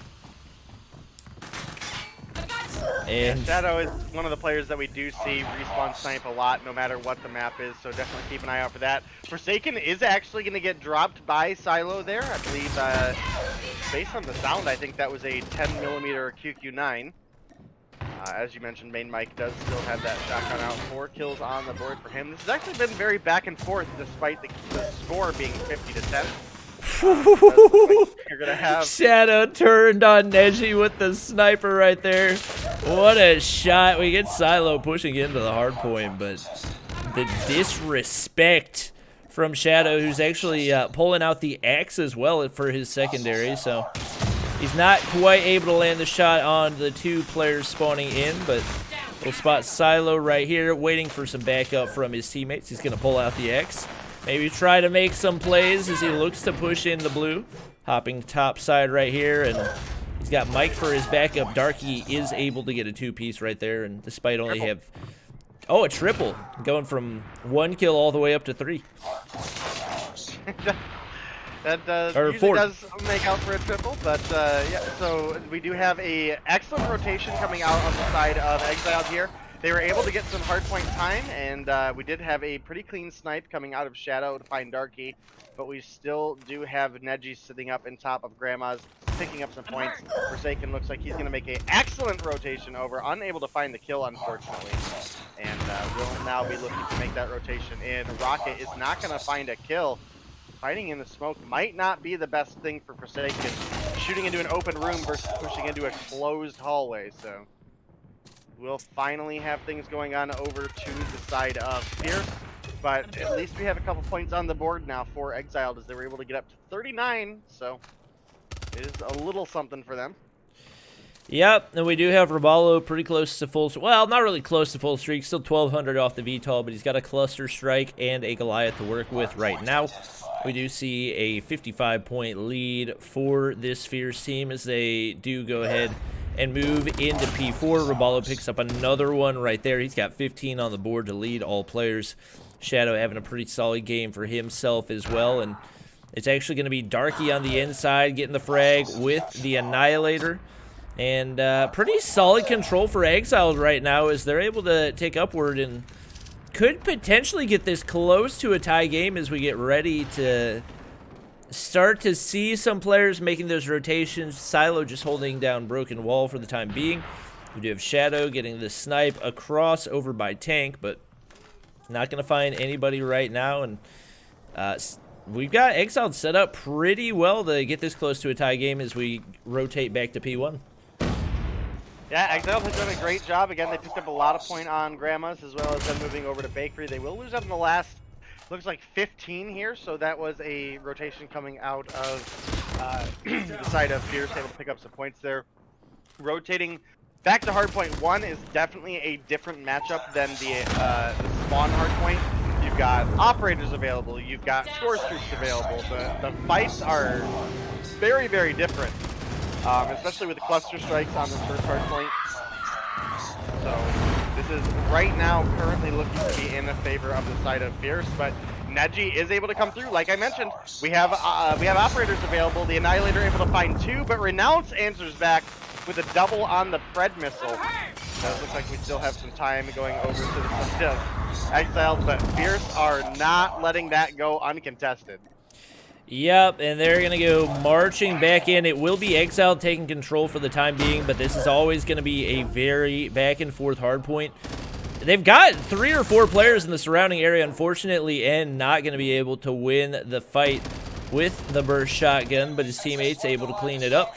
We got a cluster strike on the way in, or rather a Goliath on the way in for Fierce right now, so it will be Exile getting the rest of the scrap time. We do have Fierce now making their rotations. Renounce not able to hit his shots right there. Neji's able to clean things up. He's moving up to 15 kills. We got Roballo on the inside of the Goliath now making his way over. We've got a lot of Annihilators on the opposing team, but what a double for Roballo. That's going to be huge. Unfortunately, he's going to get taken out right there. We've got Darky on the inside of the hard point for Exiled. This is actually phenomenal for them. He's going to stay alive. If he dies, he can call in a cluster strike as well. That would be absolutely huge. They're not going to be able to get a Pred missile onto him. They need to get a push in with an Annihilator. Forsaken and Roballo. And Roballo in a great RC from End there. That was for sure death. Main Mike was about to find the kill there. May have got that rotation in. But they will eventually get it anyway, but there's not enough time left for them to close it out at this point, Bobby. Yeah, and I'm questioning the cluster strike that we see called in for Exiled on the front of this hard point. Oh, Toph is pushing. Steal Goliath. Toph pushed back in. They're going to be very close to the end of this. They've got players out making their rotations. Neji's over there. Neji's not able to win the gunfights, though. Oh my gosh, I don't know how this is going to go. We see players fighting for the Goliath. We know there's only a couple seconds needed, but I don't know if Exile's going to be able to make the push in. They do. They get in. Shadow contests. He can't land the snipes. It doesn't matter. His teammates have the contest. Darky pushes in. He gets the frag, and Exile gets the win, 150 to 42. Woof. Yeah, that was a wild matchup. I mean, boiling down into a sub, I think that was like, what, a 7-point win for the side of Exiled? Yeah. We saw, like, we saw like 10 bodies get thrown at that Goliath. Never got picked up, by the way. So that Goliath was almost bait, as we saw. Again, we saw Fierce pushing over, fighting for the Goliath, ended up giving up their spot on point. As you mentioned, Darky was able to make that rotation up and make that rotation into point and find that final point. So at this point, this is a great start for the side of Exiled, because coming into this matchup, I kind of would have given them, if at all, an edge into Search and Destroy, specifically in that we are going to be doing Search and Destroy on Meltdown. That's a map we talk about a lot, Bobby, in that you have the B-side bomb, which is much more sniper favoritive, which I would give that advantage to the side of Fierce, just based on how strong of a sniper Shadow is. But we have a lot of players on the side of Exiled that are very close at the run and gun up close style that I would like to see them actually push the A-side bombs here on Meltdown. If we can see Exiled take a 2-0 win here, that would be absolutely wild for how the points are going to shift. That would not only move Exiled up into a third place spot in Division 2, but that would lock Fierce in at 90 points for today, which is not enough for Infinex to take first. But if Infinex are able to close a 2 out, that then puts them just 10 points away. So that's a big win for Exiled. Yeah, that was huge. That was one of the more intense games of Hardpoint that we've seen in a while in Mobile Mayhem, and absolutely back and forth. Like you said, that a lot of wasted energy, honestly, from both teams trying to go for the Goliath that was on the outside of the Hardpoint, and the perfectly timed Annihilator push from Darky ended up paying off big time. Unfortunately, Shadow wasn't able to hit some of those snipes on the inside of the hard point, and that was just absolute chaos, an absolute blast to watch. But we are getting ready to hop into Search and Destroy on Meltdown. You can see lots and lots on the line, especially for Exiled. They would love to be able to get a 2-0 here, but any type of win would be big for them. We've got all of our teams readied up and good to go. The sniper play will be crucial. If I had to guess, yep. And pulling out the sniper for Exiled, we'll see how he's able to match up against Shadow, who has been really, really good as of late. Yeah, and Shadow's always been an exceptional sniper, and again, this is a map that does lean a lot of favorability to snipers, which for Exiled, to me, if you are Exiled, you're probably expecting the B-side push coming out of Fierce every single time. I would expect that defense to come through, but so far it has been Fierce winning the better of that, and Fierce looks very angry that they lost that first game as they find a clean sweep round 1, not losing a single player to the side of Exiled. Everybody except for Rubalo picking up a kill there, Shadow picking up the extra one, so first point is going to go over to the side of Fierce. Yeah, that was just absolutely dismantled the opposing team. We even had Exiled pretty well set up. You had Neji up in the sniper's nest with the Arctic 50 with the ACOG, and had a sniper in hand, and they just weren't able to make anything happen right there. So it looks like they are adapting their strategy a little bit, kind of giving up the B plant, and now going to look to find a retake, as we will have nades on the way out right there. I believe one Fierce player actually spotted it. Trades coming in for both teams as Mike will drop right after getting the first blood onto Toph. And now Renounce taking shots. Silo able to get a refrag right there onto Renounce, and now a 3v3, and time is dwindling. There's only 19 seconds to work with. Trades once again. Rabalo's going to be all by himself, but what a shot onto Neji. Could not have been any more perfect. He's trying to play time right now. He knows what he needs to do. Doesn't even matter. Lands the shots. He's going to take out End, and it will be a 2-0 lead for Fierce. Yeah, that's a excellent start for the side of Fierce there. Again, bouncing back with good confidence off of a very, very close loss in that first matchup of Hardpoint. So, again, that is one of the things that you have to make note of for teams competing for the top, and it's something that the side of Fierce do actually very well, is they're able to bounce back off of a loss and just keep their heads straight for the next matchup. And they're showing that in extremely convincing fashion right now as we start out a round 3 with them opening with a double kill, as well as Toph now trying to make a rotation over. Shadow wins the gunfight with Silo. I mean, Yeah, Silo had Peeker's advantage and everything, and it just didn't matter. Shadow locked onto him, wins the gunfight. Toph's going to be all by himself, looking to find a frag. Main Mike shuts it down quickly. The 3-0 lead for Fierce, and like you said, they're definitely not happy about how that game one played out, and they have come back with a vengeance as they take a really strong lead. Only 5 kills so far for Exiled. Yeah, and this is again just such a strong turnaround for the side of Fierce. They're a incredibly flexible team, so they're really showing that they still have the strength in search and destroy here. At this point, with another just super fast round going to the side of Fierce, I think if you're Exiled, you're kind of banking at this point on finding a game 3. Yep. Because this Fierce team looks unstoppable at this point. Yeah, Shadow is frying right now. It's getting double kill after double kill. 6 kills on the board for him. And only reason he doesn't have more is because all of his teammates are playing the exact same way. Trades coming in off the start, and a little bit of a stalemate on both sides of generators, and finally able to make something happen with that Arctic 50. And we do have, oh, what a shot right there onto Renounce, and with that it's going to be a 2v2, which is closer than any of the rounds that we've had so far, but no surprise, Shadow waiting for him around the corner. We do have one lone Darky. Oh, Darky, what a kill. Able to get the frag onto Raballo. Unfortunately, Shadow knows exactly where he needs to be. And with that, we've got a 5-0 lead for Fierce, looking like we might be moving quickly into a game 3. Quickly is an understatement, yep. Bobby. I'm actually a little shocked. We haven't seen too much sniper play out of Shadow, which, for, again, rushing B-side, search and destroy would make a lot of sense. I mean, granted, he's doing great. Yeah. It's just, it's kind of a shock to not see him with the sniper.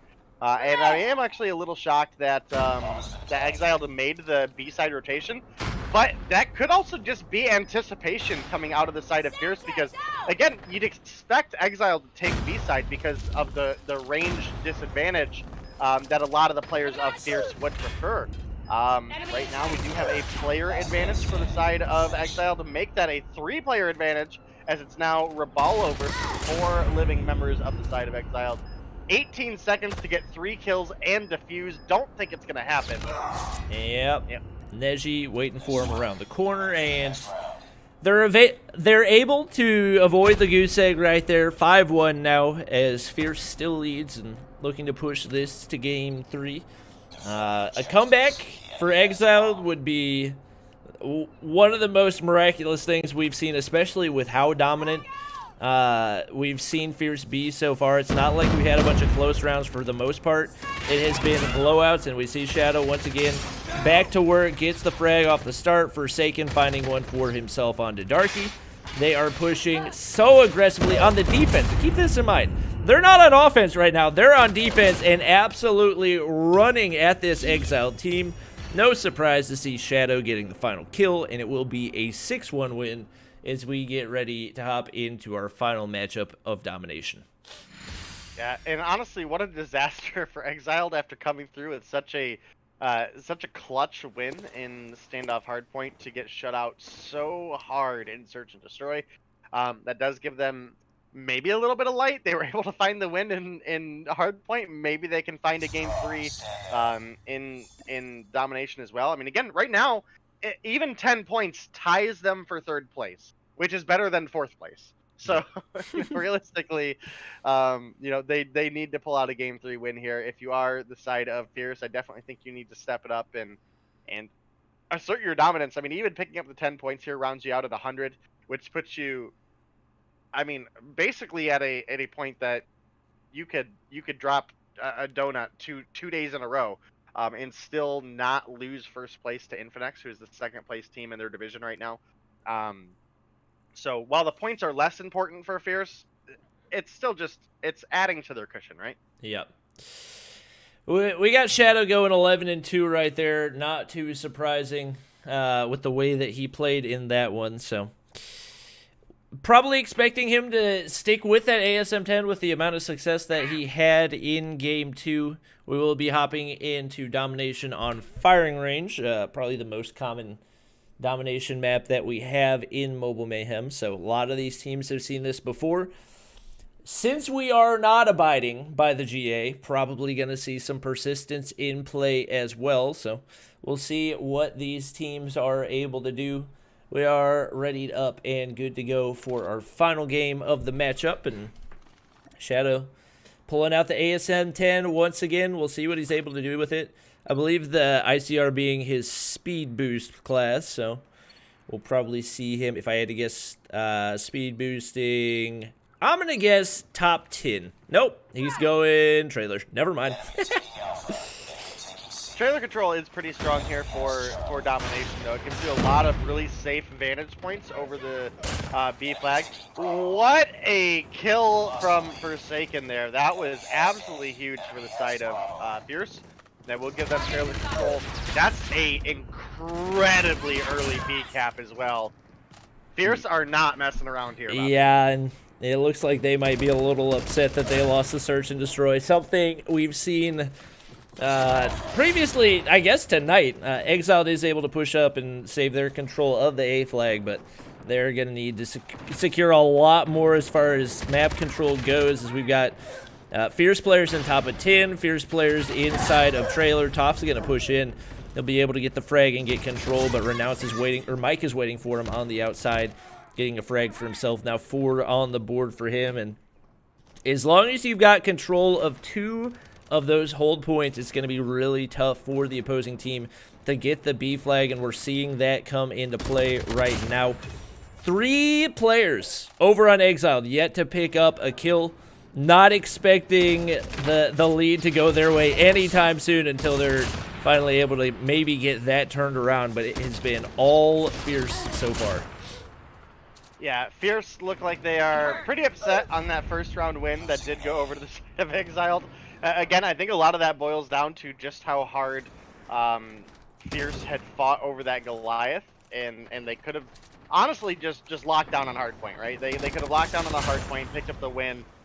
Instead, they got a little greedy, went for the denial of that Goliath, and ended up paying for it. They came through round 2 with I mean, possibly one of the more convincing search and destroy matches that we've seen in all of Mobile Mayhem.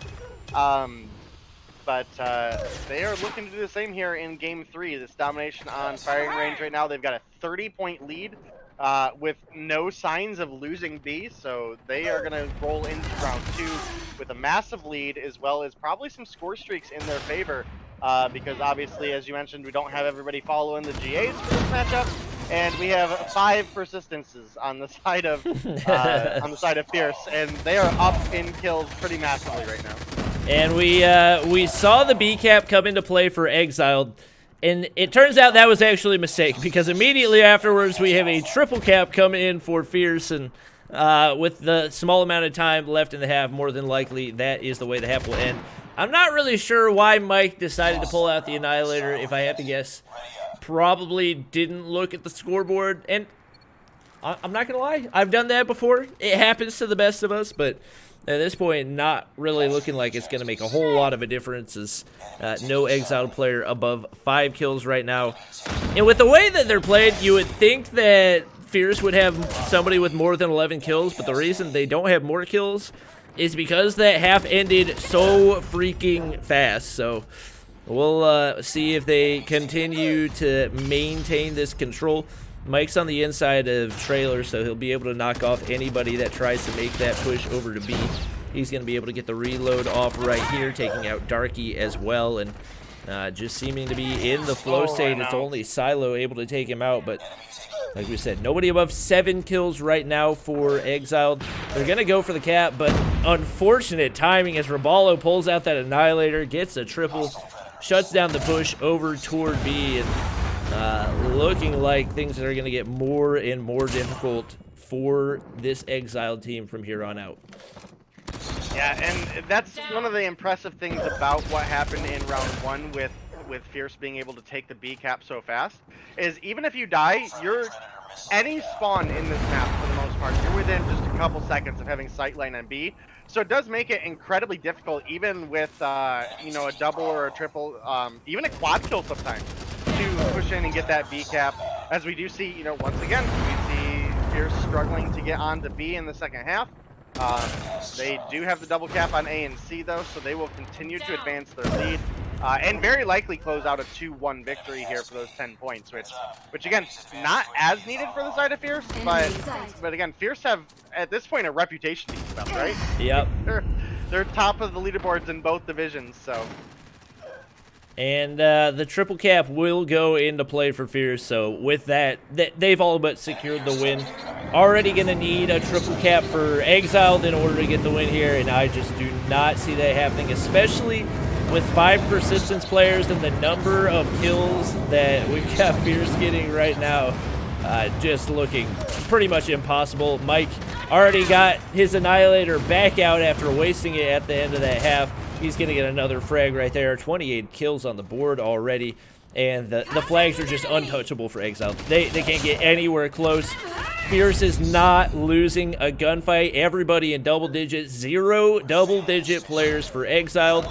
Another cluster strike going to go in, preventing any type of progress from this Exiled team. And the Operator's the only way they're really getting any kills right now.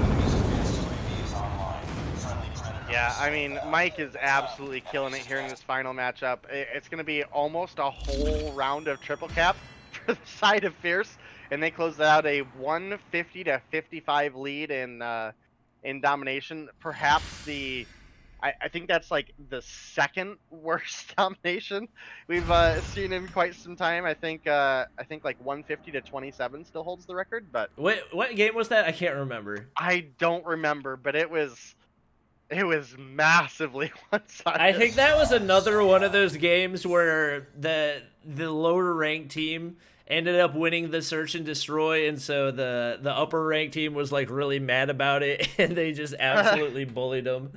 That typically seems to be the way that it goes, as we saw right there.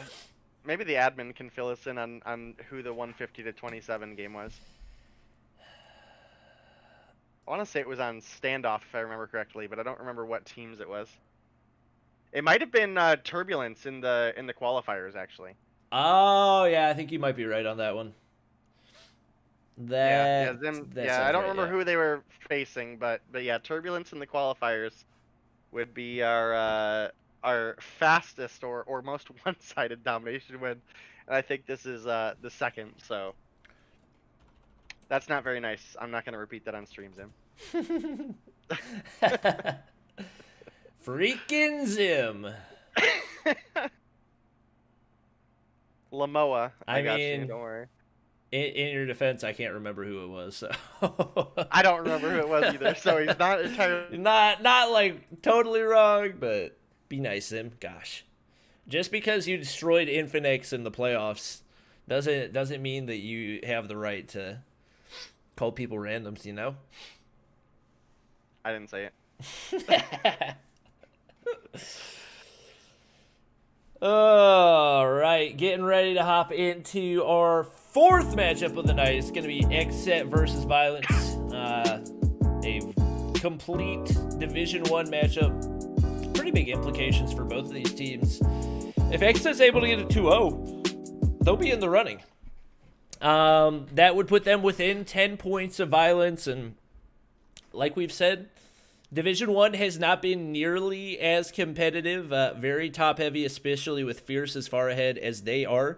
Getting a 2-0 here for Xset would not only put them within 10 points of Violence, but it would also put them within reach of Infinix, who's going to be going up against Tribe, who's been really good so far this season, so... and Infinix have been struggling this season, so that is also important to make note.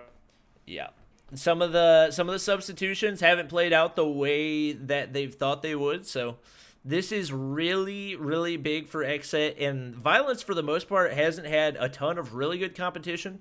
There's definitely a chance that Xset can get a 2-0 here. We know they've got the experience. That they were in the championship for Stage 4. They've been in Mobile Mayhem for a while. They've been putting in the work. We'll see if it does pay off. as we get ready to hop in to game number 4. Keep in mind, our final matchup of the night is going to be Infinix versus Tribe, which is going to be a really fun one to watch.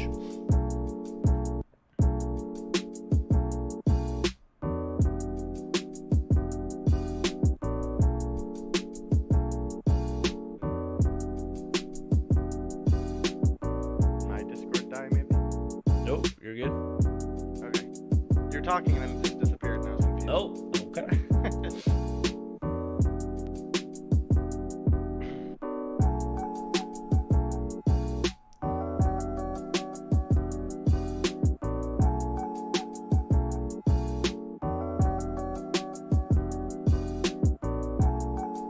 Chat, who's got a better beard, me or Dave?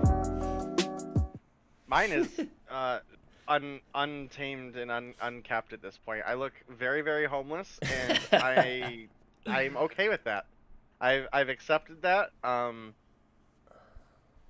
we're probably gonna be clean shaven for Thursday's stream. So All right. there's that. Wow, just that much of a beard gone just like that? Just like that. Not even a mustache, just for a little bit, just for the fans? Nope. Just gonna chop it off.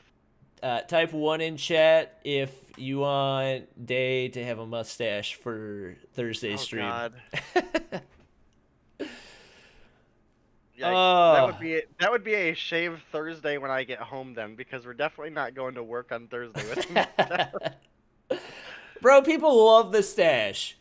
Any hate that mustaches get is simply from people that are jealous that can't grow up. There's no hate on mustaches for people that can pull it off. I can't pull it off. So I think we okay should with let that. chat be the judge of that one. Oh man, that's scary. That's just my personal Be the opinion. judge of anything. That's a fair point. Yeah, this is the longest mine's been in a while. I didn't shave in November, but I think I might grow it out through the rest of the year. Because I realized you can't tell how much weight that I've gained when I have a beard, because whenever I go with the double chin, all you see is the beard. So that is the favorable thing that I have discovered in having a beard.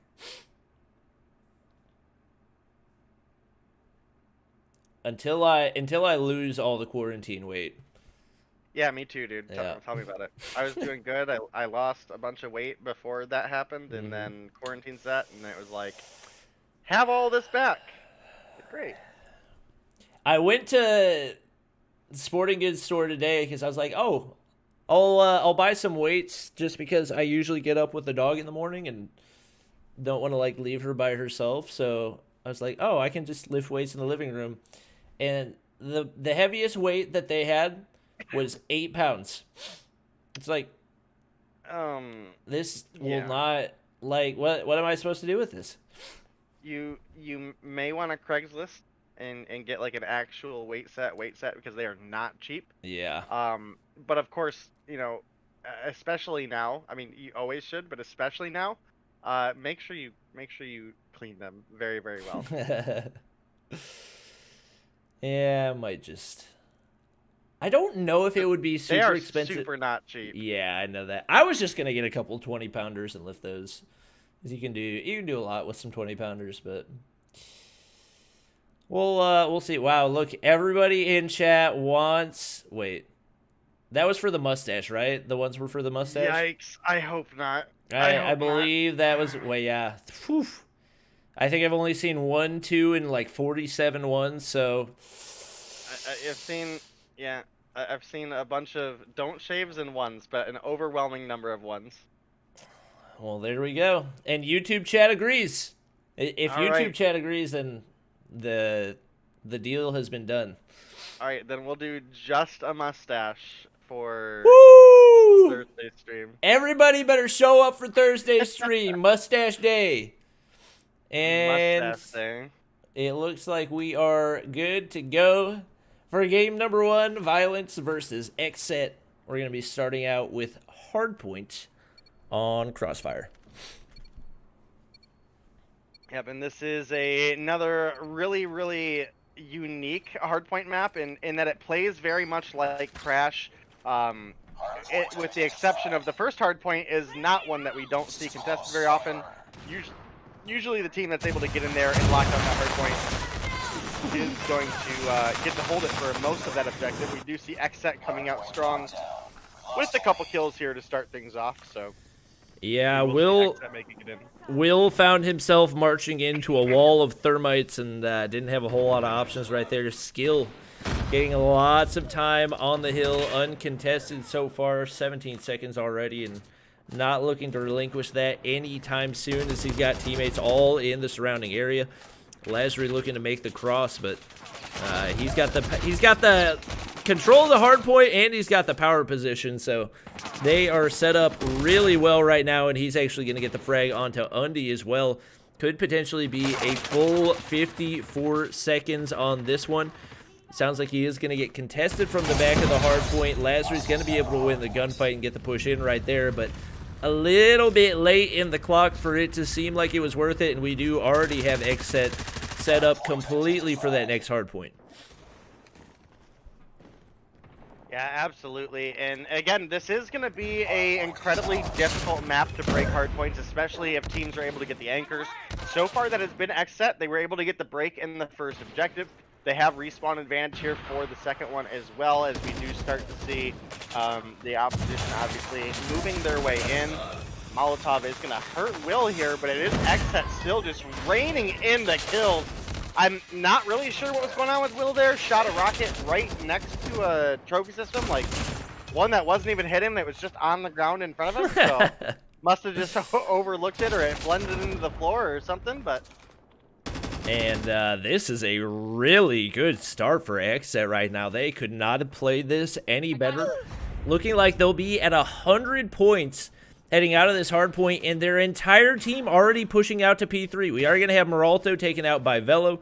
Impulsive having to come in from spawn, but Deathly is able to get full time right here, landing some shots down below as well. And Henry going to wait for some teammates to show up for him to get a little bit of help. He's going to take out Velo with the sniper right there. Meralto looking to get the refrag. He's able to do it. However, Will gets a nice two-piece to slow down the push for the time being, and we do finally have Violence getting a little bit of time on the hill.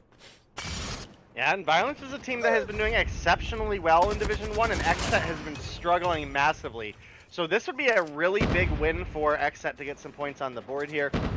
Just to make note, we don't often see Meralto not snipe, even in respawn, and when he does, it's usually around an assault rifle. He does have the chopper out and has 6 kills on the board, one of the top fraggers for the team. I mean, I guess all of Xset are finding kills. Will, the strongest member so far on the side of Violence here today, 10 kills on the board for him, is going to win the gunfight with Meralto there. And we do have a 50-point cross here for the side of Violence. Henry will pick up the kill on Will there. And if Xset are able to lock down an entire hardpoint on this next hardpoint, which they are setting up for, they could close it out here on the fourth point here. And they are set up really, really well right now. You got Deathly's with an Annihilator in his hand. He's sending decoy all the way back to spawn. They got players set up in the 2 stories as well. You've got one Pred missile going in. Unfortunately, it won't land, but regardless, with 2 people already set up and players in the surrounding area, they are looking really good right now. That Thermite going to continue to slow down the push. Lazary looking to make his way in, but it's not going to happen. Deathly's with a beautiful slide. He gets the 2-piece right there. They've still got control. They've got spawns. Will is really their only shot, and unfortunately, their Annihilator will drop. More than likely, that will seal the deal right here. There's only 10 seconds needed for Xset to close this out, and they have played this to absolute perfection. Unfortunately for Violence, Will, the only player able to find a rhythm. Lazary looking like he could have potentially gotten the one-man break, but it was too little too late. And it's going to be 150-59 for Xset in Game 1. Yeah, and again, Xset definitely need this, even if it doesn't change anything as far as the standings go, just based off of where we're at. It is a really big difference as far as their momentum moving forward in both this season and future seasons. Because again, I think they have the talent to be a team that is able to compete a little bit higher. Specifically, Impulsive is a consistently strong player. Henry has come through with a really strong performance here. Meralto has been a sniper that has been in the top 3 for sniper of the split, so they have the talent. They just definitely struggle with some of the consistency and some of the team synergy in my part. So hopefully, as we see them progress further, we maybe see things even out a little bit for them, and maybe they can catch up. But Violence is another team that struggles with consistency. Specifically, some days we look at Velo, and Velo looks like just MVP of the season, pulls out the iron sights. Kilo is just dropping bodies left and right. And other times we see him bottom fragging for the team like we do here with 5 kills. So definitely both of these teams struggle with some consistency, and a lot of that really reflects in the score. Violence have done pretty well overall in the score, but I mean, they're losing to a team that's 50 points below them right now. So, I mean, you really got to, take it with a grain of salt. Actually, I think they're only 30 points back right now. Is it 30? Oh, that's right. Xset does have 20. That's right. Yeah.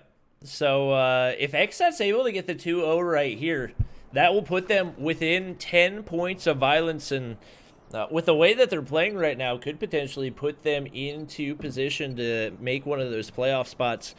Obviously, we do have Infinix and Fierce up toward the top, but Infinix has also struggled a good bit this season. There's potential they could pass by Infinix if things go well for them, and if Infinix does struggle against Tribe later today. So we'll have to wait and see on that one. No first blood coming into play yet. We got the bomb in the hands of Velo, and we actually got the Deagle in the hands of Deathly's, as he's just hoping for a lucky one-tap maybe up top right there.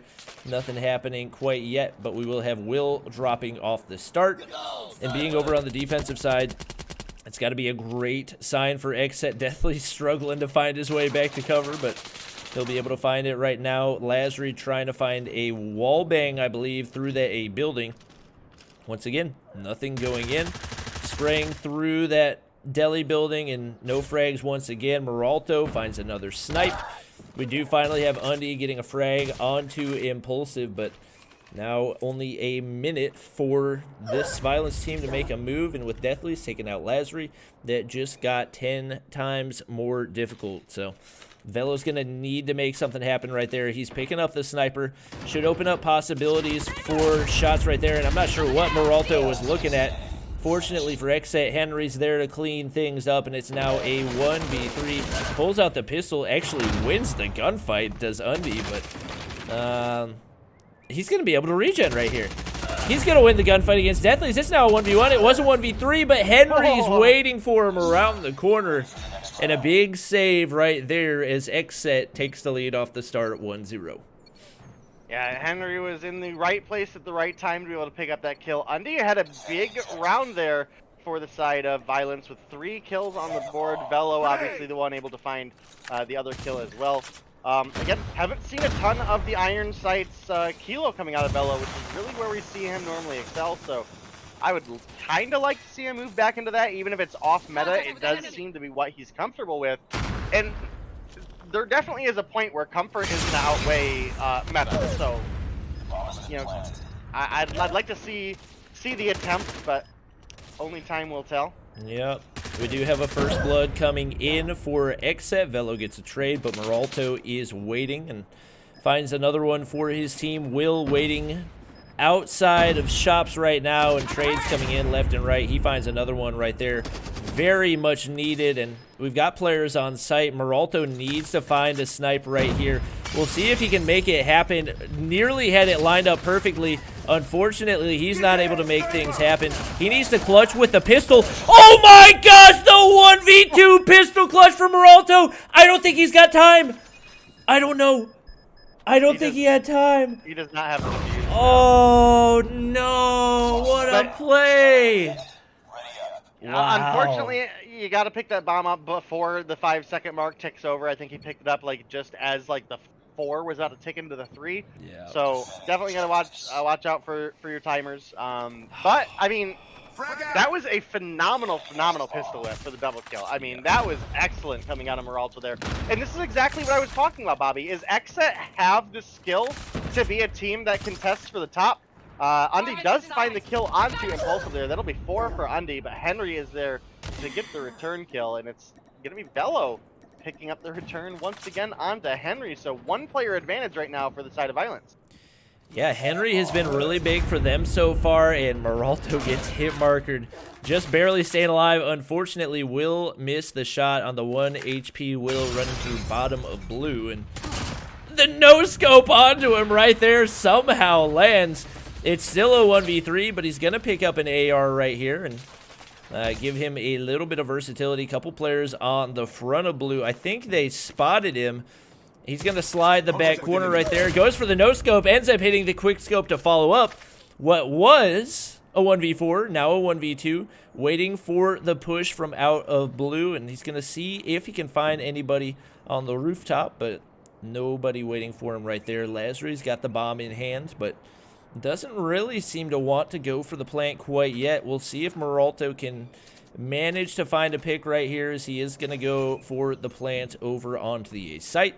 That'll put the clock back over to 44 right there, and the pressure is now on for Meralto, who's got 6 kills through the first 3 rounds. He has been so big for his team. Unfortunately, Lazari's on the head glitch, and that's not going to be an easy shot for him to hit. And a little bit overextending right here, especially with a player on the inside of blue.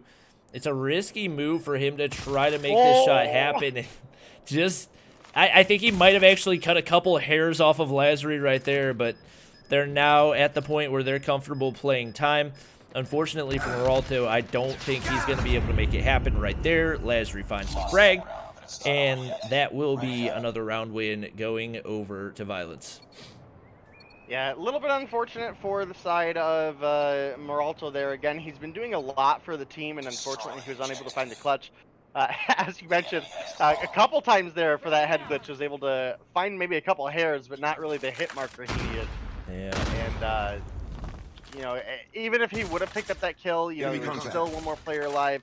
Fighting against the clock with a sniper, it's a rough spot to be in. I think it would have been better of him to go ahead and pull out the DRH that he had on the back. Make it a little bit easier for him to push in, but unfortunately sometimes you see the hairs of a player hiding in that head glitch, and you try to look for the one-shot, one kill, but it didn't work out for him there. We do have an A-side plant coming out of Undy here, and that's going to now force Xset to fight against the clock. It is 5v5, but we do have the entire team of Violence at this point are set up in defensive position. Yep, Henry's actually going to find a beautiful 2-piece right there. Like we said, he's been really big for them so far. No frags coming in yet. I'm a little bit surprised he didn't go for the defuse right there. We do have Lazari over on boxes, but he's all by himself. Henry's taking shots right there. There should be a bomb defuse coming in right here. We do see it go down, and it will be tied back up as we got Xset making really big plays right there and evening things up, seeming like they are in better control. And it could be a very different score right now. Had Meralto maybe gotten that pistol kill a half second earlier than he did, could very well be a 3-1, but that's just the way that it rolls sometimes. So, wow, Henry, so aggressive on defense right now. Unfortunately, Lazari and Decoy find some big frags, and he's not going to see Decoy over to the side. Things big time going the way of Violence, and now Skill all by himself. We got 2 snipers in play. They're trying to wall bang everything, see if they can find him. Decoy's going to drop, but Undy's on the other side. He'll pick up the frag, and it will be Violence retaking the lead at 3-2. Yeah, and again, Violence definitely need to pick up the win here at this point. Even if it's just 10 points, they are only 30 points ahead of Xset. So if Xset are able to pick up 2-0, they won't take that 3rd place, but they will be within a day's worth of being in that position. So that is something very important to make note for here. Even if you drop the series, you at least want to pick up a single game if you are the side of Violence, so that you don't put Xset in a spot where they can overtake you and take that 3rd place spot. So definitely keep an eye out for Violence here to tighten things up, play a little bit safer, maybe play a little bit more defensively when they need to. Xset do have a player advantage right now, but Decoy is quick to make that advantage disappear as he picks up a kill onto Deathblaze. And Bellows got the sniper, not the spot where you want to be, going up against the AR in the hands of Impulsive. Now a 2-man advantage for Xset once again as they look to even things back up. We've got Meralto finding another frag, and now all they really got to do is get the bomb down and put the pressure on. It's actually going to be a push right here for Violence, which ends up backfiring quickly as Skill gets the nice 2-piece, tying us back up at 3-3, and looking like this could be a matchup that goes right down to the wire. It's pretty even on both sides. Nobody really struggling one way or another. Neither team seeming super strong on offense or defense. Excited to see what the results are going to be, as we do have, once again, both teams playing pretty passive and impulsive. Predicted that. Oh my gosh, he gets the wall bang onto Velo. He just kept spraying and praying, and it ends up working out. That's a big first blood for Xset right there. We got Deathly's actually pushing up to the B site, which is not something that we see happen a whole lot, and I believe Will is on the inside of Deli waiting for him. Deathly's, oh, he wants the Deagle one-tap over top of the head glitch. Unfortunately, players pushing away, but it will still be a man advantage for Xset. They find another to make it a 2-man, and now Lazary and Decoy make it Lazary all by himself. He's in a 1v4. He will spot one player. He gets the frag onto Impulsive, but 3 players storming toward him. He's not going to be able to get the frag onto any of them, and that will force him back. Meralto going to be able to get his reload off as the A plant goes down. And now all he has to do is jump up and down from tractor side and wait for Lazary to round the corner. I'm not sure how Meralto didn't hear him spraying from around there, but the pressure's still on, and not a super manageable position for Lazary, especially with Skill knowing exactly where he is, but not able to land. Oh no! Lazary shoots the car in front of him, and it blows up, and that will be the end of the round as Xset retakes the lead at 4-3. Yeah, and again, this is an important 2-0 win for Xset here if they're able to close it out. Meralto and Impulsive and Henry are absolutely killing it. Deathly is a player that, you know, was really hyped up a lot for this Xset team. Obviously, he had recently or previously been suspended from Mobile Mayhem. That suspension has expired. And we, unfortunately, have not really seen anything too convincing out of him yet, so hopefully he'll be able to, maybe through obviously getting some more practice with the team, be able to step things up, because again, I already feel like Xset has exceptionally strong players. They just have some synergy to work on, as well as you know, a couple of the players individually could be doing better in their gunfights. But this definitely is able to pick up the kill on Lazary there to now have a player advantage. Meralto will miss the quick scope onto Undy, and Decoy will pick up the kill onto Deathly's in return. It's now even 3-3 between both of these teams. Yeah, no plant coming in yet. The bomb is down over on CT Tank, and you can see pretty much everybody in Xset playing blue and Deli right now is the sniper shots from Undy and Velo raining through as they try to get a wall bang to go right here. Velo with the Arctic 50 with the 3 times, not one that we've seen used a whole lot. Part of the reason that so many Garena players have been switching to the Arctic 50 is because when you throw the recon sight on there, it basically has no recoil, and with stopping power, it'll one-tap to any area on the body. You don't really get that advantage with the 3 times, so we'll see if he does decide to stick with this skill, somehow staying alive, avoiding the sniper shots. Velo not going to be able to make it happen right there. It's a 2v2. Pistol shots from behind, but Skill quickly repeaks, and we need to see a plant come in right here. It looks like there's not going to be enough time for it to happen. Decoy's going to get the frag, and we're tied up once again at 4-4. Yeah, this has been a very exciting back-and-forth game between these two teams. Obviously, it's still anybody's game, so we'll have to see if either team is able to pull it out here.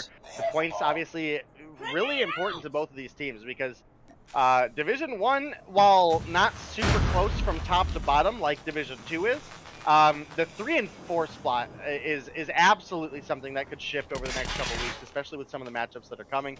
So you know Xset are looking for a 2-0 victory here. They want those 20 points. That would put them just 10 points behind Violence, who you know, would then be really on the spot for winning their next matchup and allowing Xset a chance to possibly get into a position where, you know, they could go into finals play.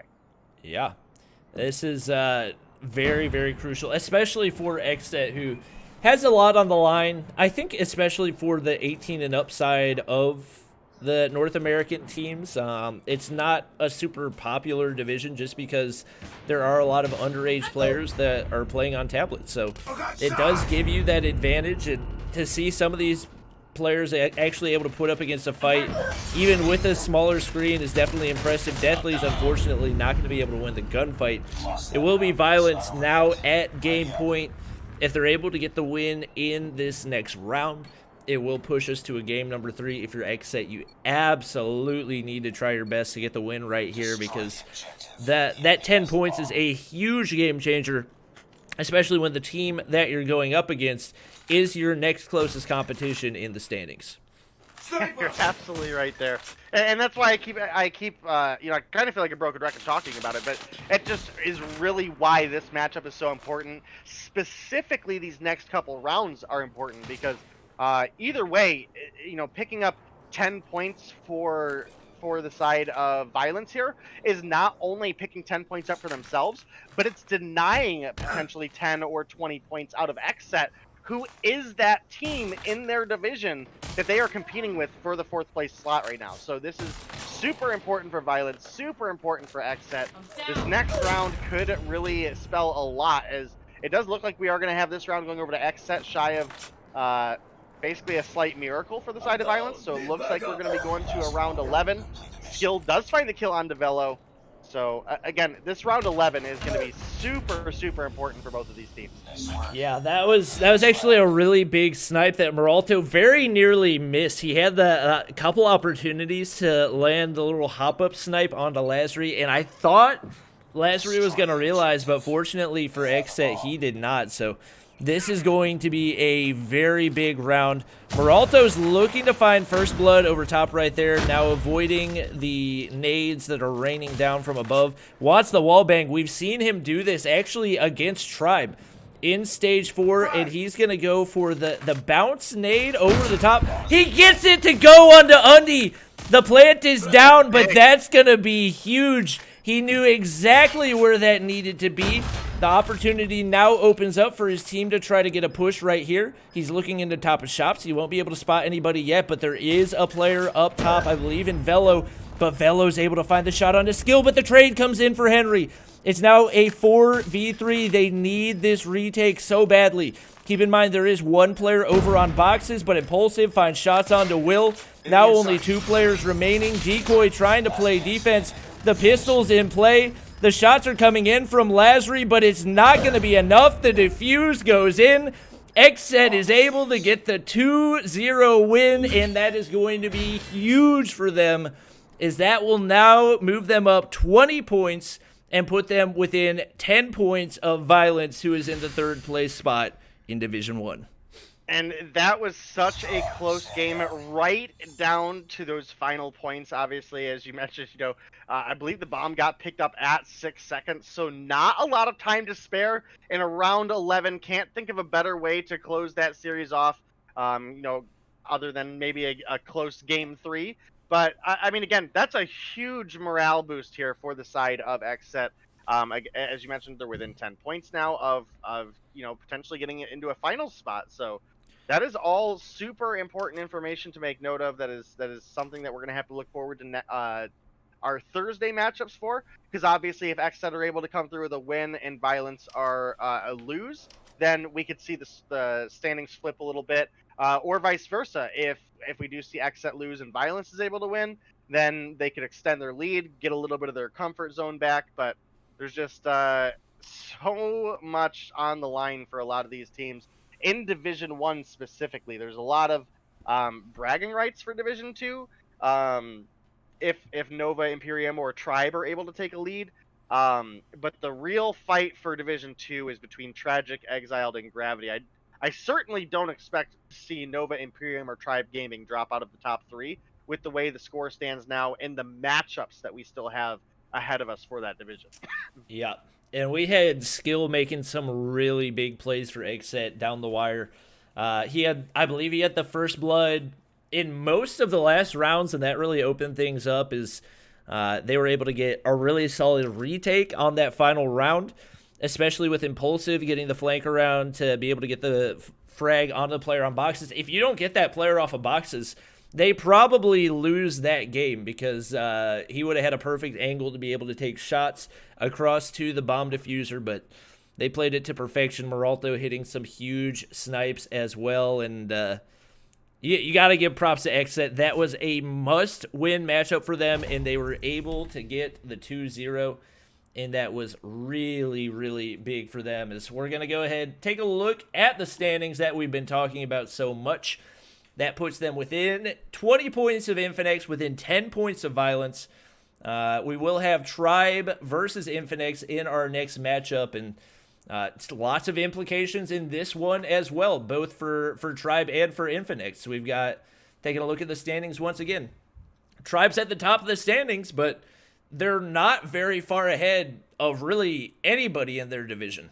Gene, the only team not in contention right now, and even Gravity, only a couple days away from potentially being in that top 3.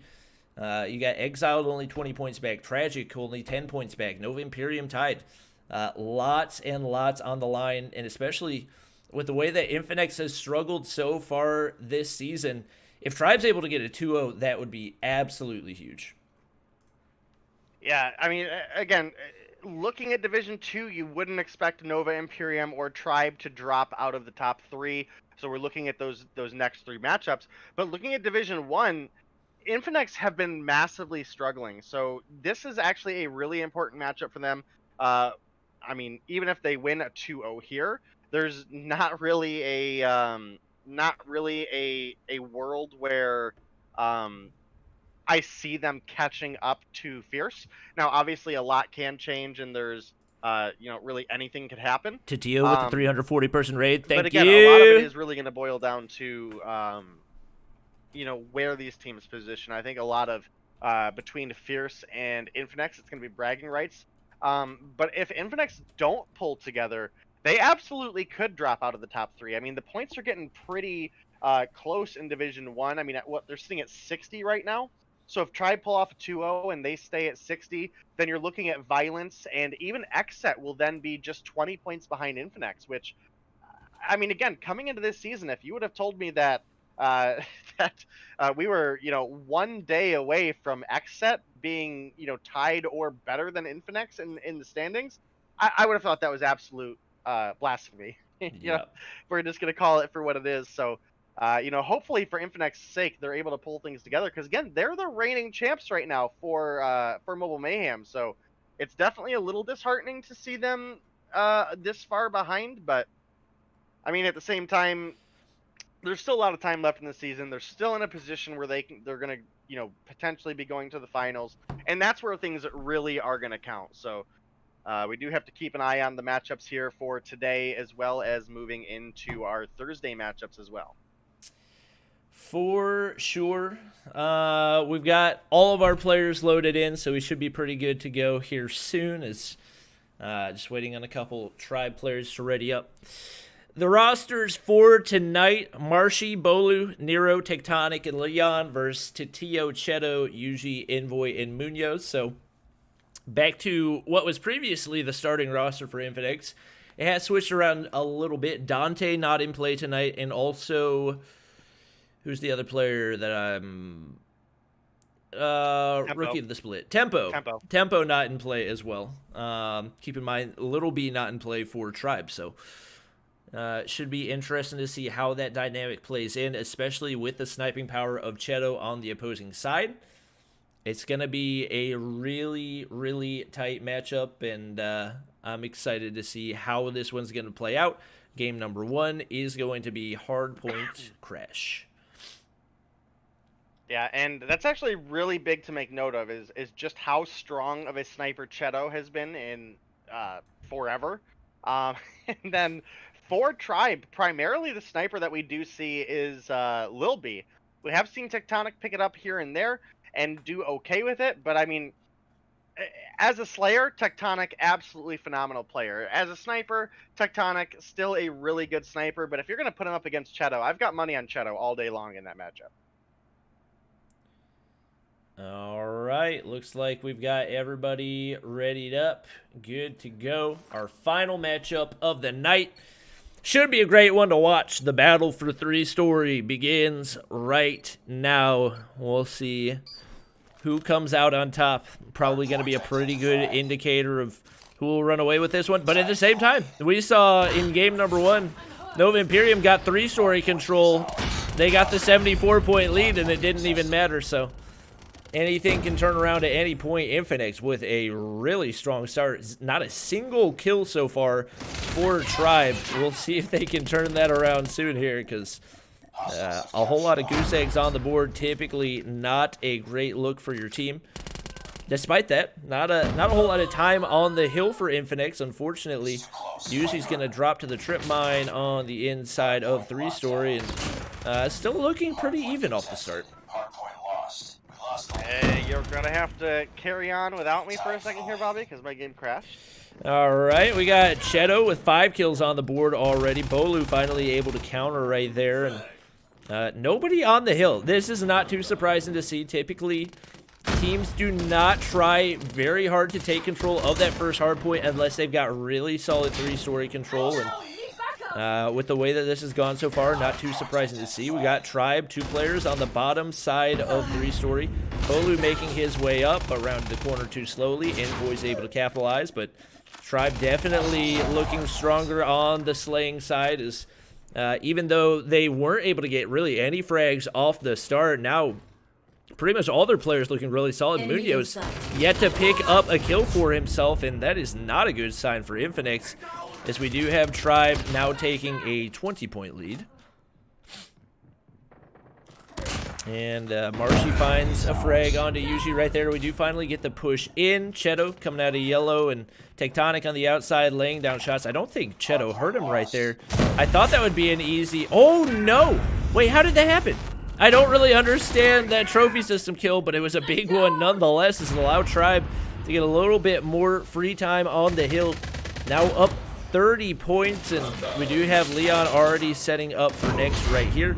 We got the fight on the bottom side as Tectonic sends out the Thermite, looking to find some damage, but Envoy is set up on the hill right below Leon, who's pretty content to just stay up top, and he's actually shooting bodies right now. 7 kills for him. 1 player down below set up, but Leon is content to stay up top, playing for those frags. May see him push down soon, but it looks like he's not going to need to, as he does get the frag right there onto Munoz. And once again, Tribe set up really well for P3. I am back in with you, Bobby, and Tribe do have a pretty sizable lead right now, which I kind of wouldn't have expected moving into this matchup. But I mean, obviously, we've seen wilder things happen. Tribe is an incredibly strong team competing for the top of the stronger division right now, so I can't say it's too shocking. It's more shocking to me that Impact is still just struggling so heavily this far into the season, so we'll have to see if they're able to bring things together. I mean, obviously, again, Munoz is a player that they had subbed out for both Dante and Tempo in the past, and we don't have either of them here, so that is something to make note of.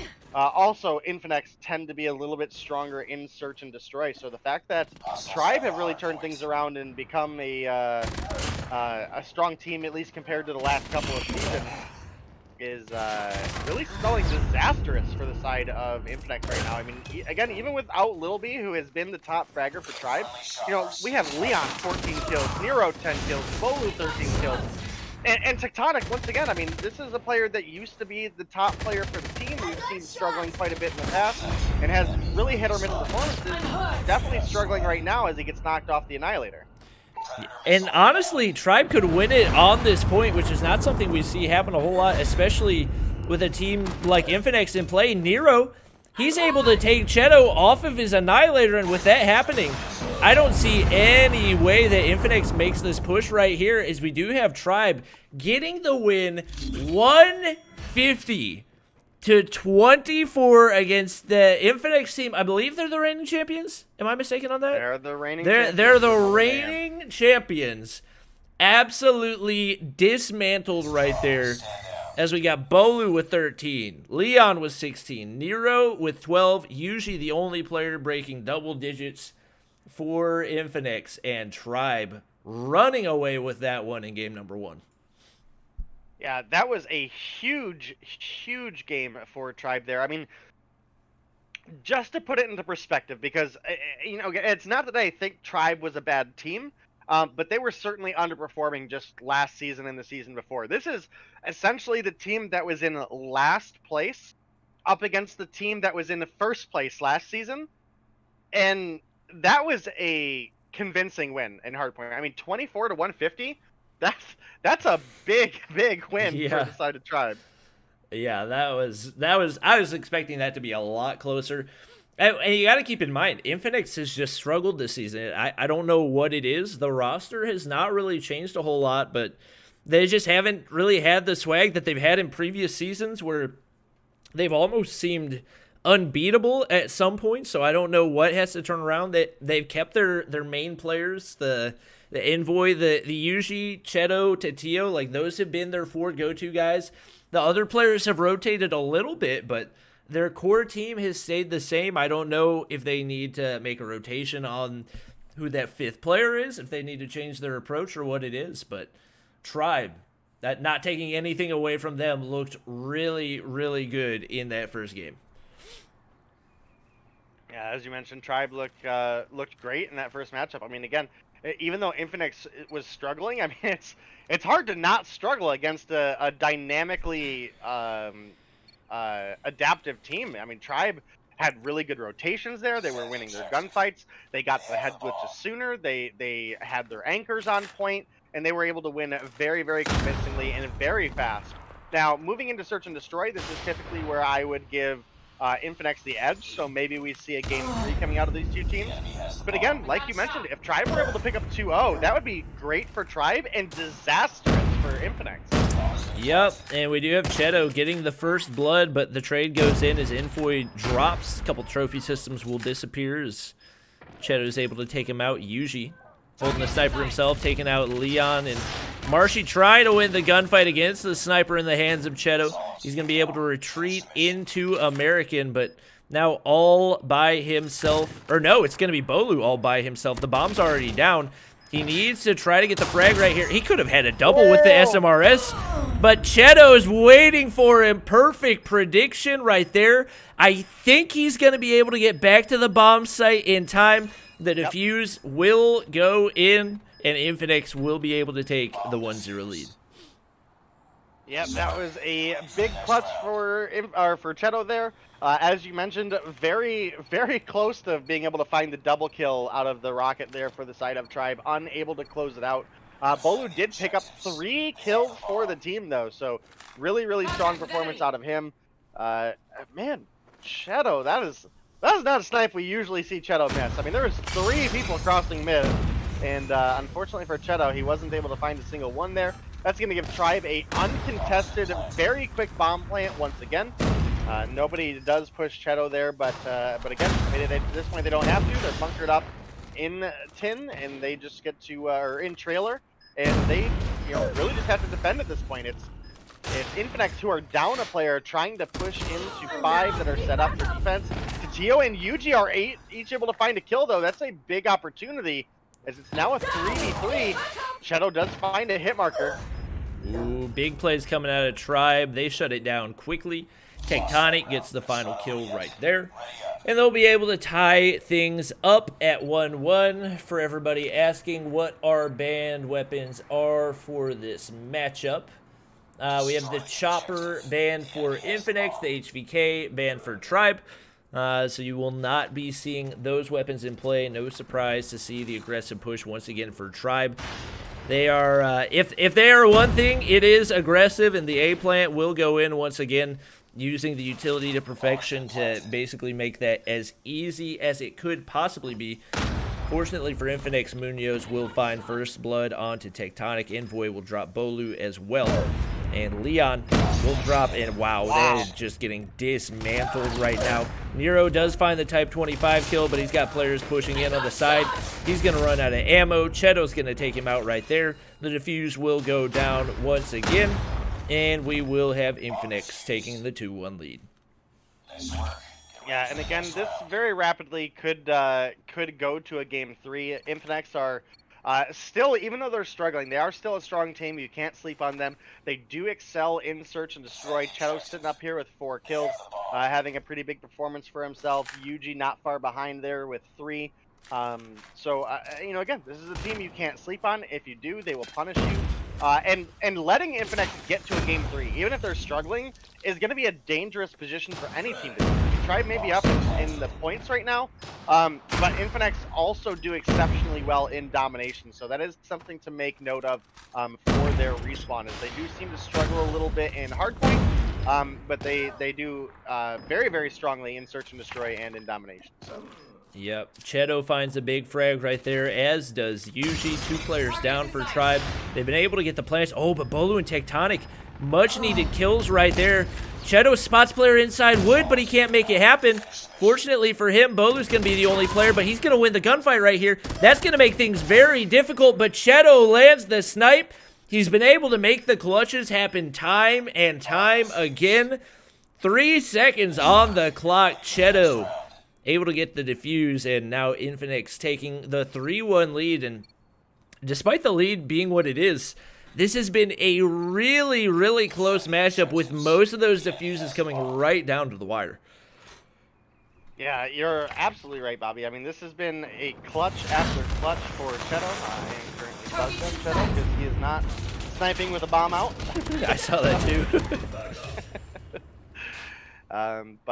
We are 1 round away from side switching as well, and typically speaking, you would think that the offensive team has the advantage in search and destroy, especially on a map like firing range. So that does at least spell favorable for the side of Infinex, especially if they're able to go into round 6 with a 3-point lead, if they were able to get 4-1, and push us to a game 3, because again, this is a team that we would have expected to come through at the top of the season. Even when they weren't the reigning champions, they were a team that through open season was one of the strongest teams, and then struggled going into finals. So the fact that has kind of shifted this season, and they went from being not only the top of the season to then being top of the finals, but then to come and be in the middle of the pack is just really weird feeling for Infinex.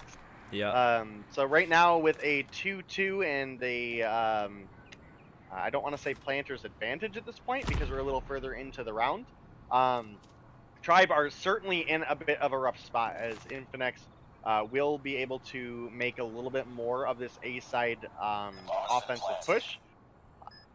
Just in that when there's only 2 places to go, but also only 2 members, Settle finds a pick like that, it's going to be a really difficult position to be in.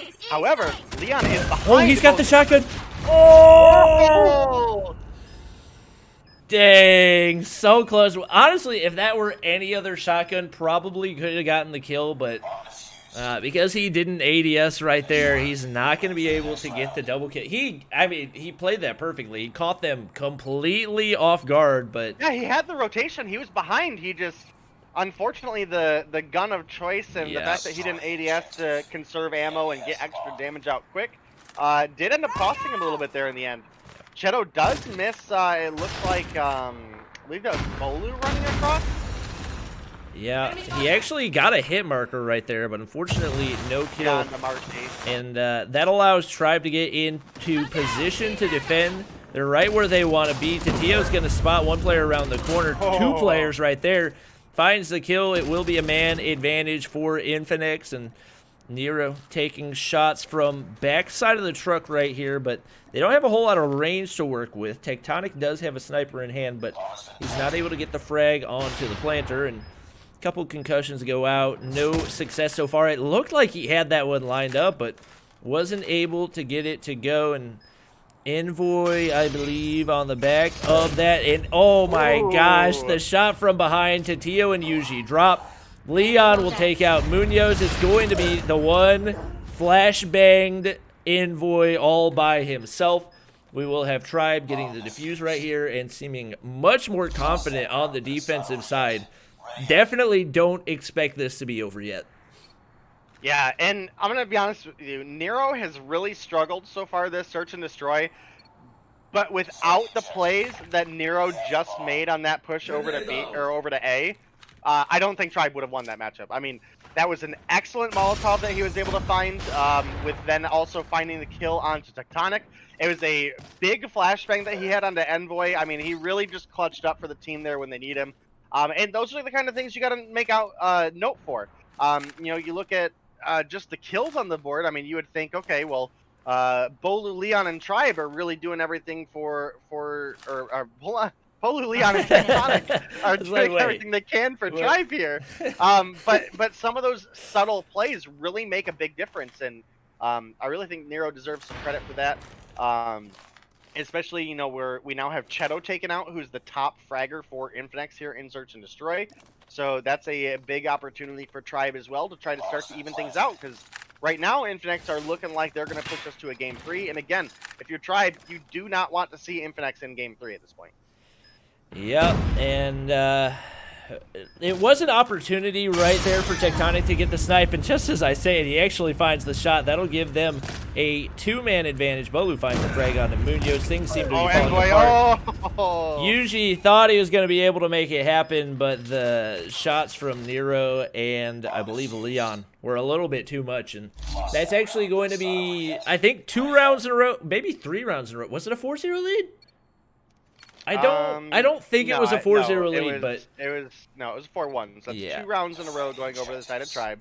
And unfortunately for Infinex, it looks like both of their players would have had Peeker's advantage and then turned away at the wrong time, which is sometimes just the way it works. But Tectonic is able to find the better half of Cheto there, and that is looking great for Tribe. And just as I say that, Infinex find kill after kill, and Bolu is able to clutch things up for the team and even things out at a 2-2. So we'll have to see if Tribe are able to carry it on through, or if Infinex can push us into match point. Tio does look like he is making the B side rotation, and Tribe have actually just rotated out of B. So this is going to give a free plant over to the side of Infinex, and this is going to be Yuji and Tio able to set up. Yeah, I'm a little surprised by how passively Tribe is playing this. Typically they are the aggressor, so with the plant down, that puts the pressure onto them. Bolu's going to spot a player around the corner. He gets the frag. Nero gets the refrag, but Yuji cleans it up for the 2-piece. And that is going to put us at game point. And Infinex now in position to push this to a game number 3. We'll see if they're able to make it happen right here. Cheto hasn't been able to win a lot of these sniper fights as of late. Tectonic typically getting the better of him through the last few, but they've been able to win a couple rounds regardless. Lots of nade damage right there. Cheto just barely alive. And they are pretty much wide open over on the A side. A little bit of concussion in play, but Envoy safe behind. And Cheto's going to get concussed as well. Unfortunately, Tribe not able to capitalize on it yet, but Nero gets the first blood onto Yuji. The bomb is down over on the edge. Tribe. Yeah, Bolu takes out Tio right there. It's a 3v2. And I believe Nero's going to be able to... Oh, that's a perfectly placed Molotov. That's going to be a free kill right there as well. Make it a 2-piece. Everybody's gone for Infinex. The bomb defuse goes in. That is a 5-0 for Tribe. That'll put us at 5-4. With the way they're defending right now, looking like there's a very good chance we go to 5-5. Yeah, absolutely. And again, the scoreboard may not show it, just looking at Nero being kind of the middle of the pack.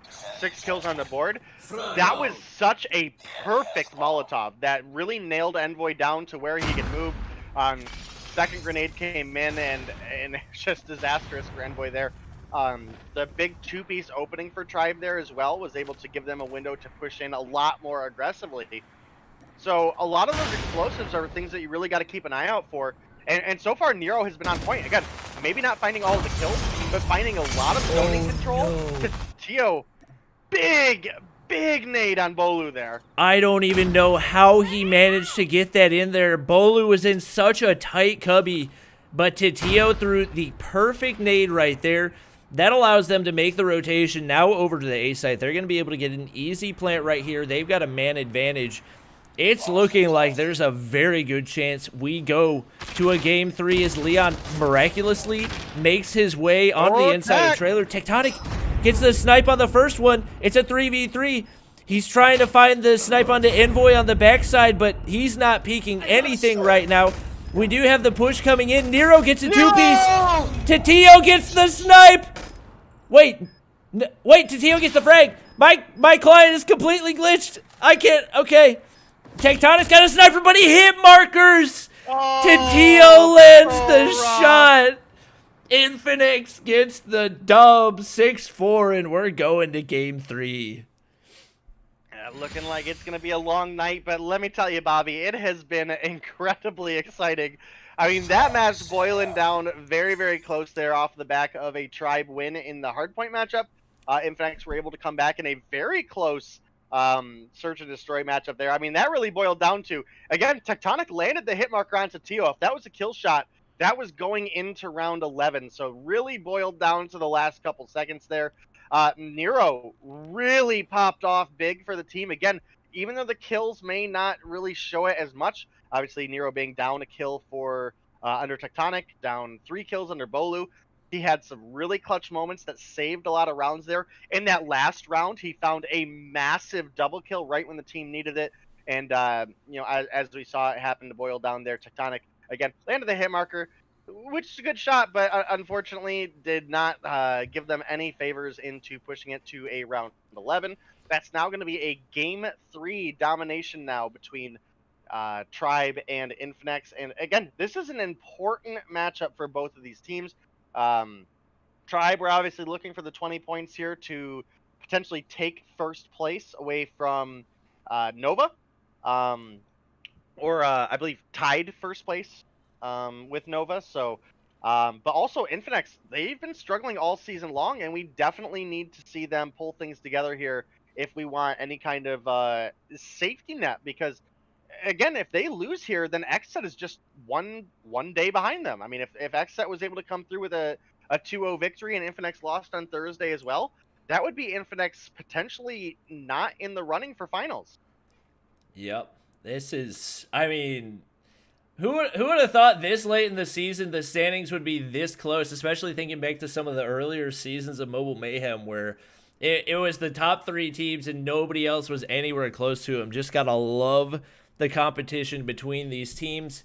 We are good to go for our final matchup, and it's going to be a good one as we get ready to hop in to Domination on Standoff. Yeah, absolutely, and this should be a pretty big matchup because, again, both of these teams are certainly looking for these 10 points at this point. Nobody's going to be taking a 20-point lead over where they were at, but again, Infinix could use the cushion and Tribe could use the bragging rights, so yeah, we'll have to see what they're able to do here. Oh wow, the full send over to A works perfectly for Tribe. We have a couple frags coming in. Oh wow, Tatio gets a 3-piece off the start. I'm guessing probably a quick retake right here, but with the Molotovs on the B flag, Tribe somehow able to counter with all their players dropping off the start.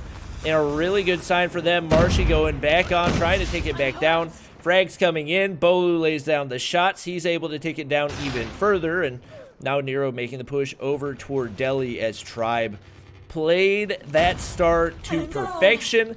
Super early B cap. Nero now on the inside of blue, trying to find that frag onto the player that was chasing him down previously. And he'll be able to spot somebody right there, but unfortunately, Envoy laying down shots from behind regardless. Tribe still in control of the B flag, and Tectonic frying off the start with 5 kills already. Ooh, Leon was able to find the kill on Tio up top. And like you mentioned, that's a big of Tribe to be able to come through with the B cap despite Infinix was able to find just a phenomenal opening play into Tio getting that triple kill. So we do have Infinix on B at this point, but with it not having a lot of cover, it is going to offer a Tribe the opportunity to come in and stop that cap. So Infinix, I mean, they're in a super rough spot, and I'm really curious as to what their struggle has been so far this season. But this does not feel like the same Infinix that we saw in seasons 3 or season 2. Yeah, they've just not been able to find that rhythm and respawn. It is continuing to show. Munoz only 1 kill, Envoy with 2 kills. Tribe just in complete control, not only on the kill side, but in control of the map as well. The perfect early B push to get that control off the start, and they have not let up since. We got Bolu with 7, Marshy with 7, Tectonic with 8. They're taking it back down right here, and now making the push in. They look like they could potentially go for the triple cap, and right now Infinix trying to do everything they can just to avoid it. We do have, unfortunately, Tectonic missing 1 too many shots up onto the top right there, and Cheto trying to push up, but not even going to matter. The nades coming in. He'll drop once again. And not really anybody for Tribe breaking out in a big way. Of course, as I say it, Tectonic moves up into the 10 kill mark. But really everybody super, super consistent across the board. And that's why we're seeing what we're seeing right now. Yeah, absolutely. And this is big because, again, Tectonic has struggled a little bit today. So him coming through with a strong performance right now is really big for the side of Tribe. They have a 36-point lead going into round 2. Obviously, as we mentioned earlier, Tribe is not one of the teams in the GA, so we will be seeing very likely some persistent score streaks coming through here in the second half. And, you know, we've got Goliaths, we've got some Cluster Strikes, we've got some Stealth Choppers available. I mean, Stealth Chopper is honestly a vastly underrated score streak, especially for a map that has a B flag wide in the open, such as Standoff does here. Tectonic making great work out of the Annihilator there, picks up 3 before he finally gets dropped by Cheto. And right now, still B uncontested by either team, but a 36-ish point lead still for the side of Tribe. And Leon's got the Tempest in hand. Not an operator we see used a whole lot. He does get taken out by Envoy, but not before finding a few frags. And we do have Tectonic on the hunt once again. Gets hit in the face by a brick wall in Munoz, but it does look like Infinix is going to be able to get B for the time being. We do have Nero in the power position up top with a couple frags coming in. They could be in a position to go for the counter cap, and looks like actually making the push towards C instead. We'll see if they're able to get that control. They get quickly shut down by Infinix, who is filling up the feed right now, and looking like it may turn out to be a closer matchup than we had thought previously. Keep in mind, we do have some score streaks yet to be used, some operators that could be played, but not really a whole lot on deck outside of a couple Pred missiles for Tribe. And with Cheto dropping one onto them over on the C side, that'll shut down their push pretty quickly. And they're going to have to adapt their current strategy, because it looks like they really, really want to go for the AC, but they're just getting shut down completely by Infinix every time they try to make that C push. But they've got a pretty good amount of progress onto B, and just like that, they're able to retake it. Yeah, and this would be really big for Tribe, because, again, they need the points here just to extend their lead a little bit in Division 2. Is super, super close. Infinix are not massively at risk of falling out of 3rd place with, you know, the teams that are under them at least. At least I wouldn't think so. Obviously, anything can change at any moment, especially with it being Mobile Mayhem. So we will have to keep an eye on that. But Tribe are desperately fighting for these points here, and they are putting big numbers up. I mean, Tectonic, 19 points on the board. One of the struggles, again, for Infinix is Cheto is your primary sniper, and he's top fragging in every single game mode. That is not normally what we see out of Infinix. And I feel like a lot of that has to do with why they've been struggling lately. Cheto is constantly at the top of the leaderboard. We haven't seen as much out of Castillo this season as we normally would. And just like that, Tectonic's going to be able to take out the opposing Goliath. There are currently 2 in play for Tribe right now as you got Marshy. He's not even peeking that top window. All he's doing right now is waiting for somebody to hop onto the B flag. If they hop on B, immediately peeks the corner and beams them. But right now, there's no need. They've got Bolu with an Annihilator out. He's going to find another kill right there. He's got a VTOL ready to go. So at this point, the game is all but secured. Bolu's going to call in the VTOL just for kicks and giggles, basically. He'll get a couple kills here and there. It doesn't really matter at this point. It's been all Tribe all game long. A few kills just for good measure off the end. 27 for him to lead all players. And it will be Tribe coming out on top, 150 to 102. They will get those 10 points that they want so badly, and that will move them tied, or actually that will move them to the top of Division number 2 as we finish up our final game of the night. Yeah, what a matchup, bunch of matchups that we had actually today. And again, I would not have expected to see Infinix struggle this much, but I mean, again, Tribe just played exceptionally well. Bolu, 27 kills on the board, Tectonic, 25 kills on the board, Nero, 20 kills on the board. Marshy and Leon definitely struggled a little bit in the kill department, but had really excellent rotations, and had some really good picks as well in a lot of the game modes. I mean, Nero, really a player that we haven't seen too much out of as far as consistency goes, but came through with a massive performance today. So really, really well played by Tribe there. As you mentioned, that is our last match of the night, so we will be moving on into our Thursday lineup, obviously, in a couple days. So make sure you guys don't miss that, because, again, it's really starting to come down to just, any given one of these matchups could really swing things, especially in Division 2 that is super, super close. I think there's four teams that are potentially fighting over the second to third place spots in Division 2, so that's huge. Yep. It's going to be a great one to watch. So, a final look at our standings before we head out tonight. Appreciate everybody coming out to watch. Getting closer and closer to those playoffs. It's going to be a blast to watch these teams face off against each other with so much on the line. I do appreciate everybody watching.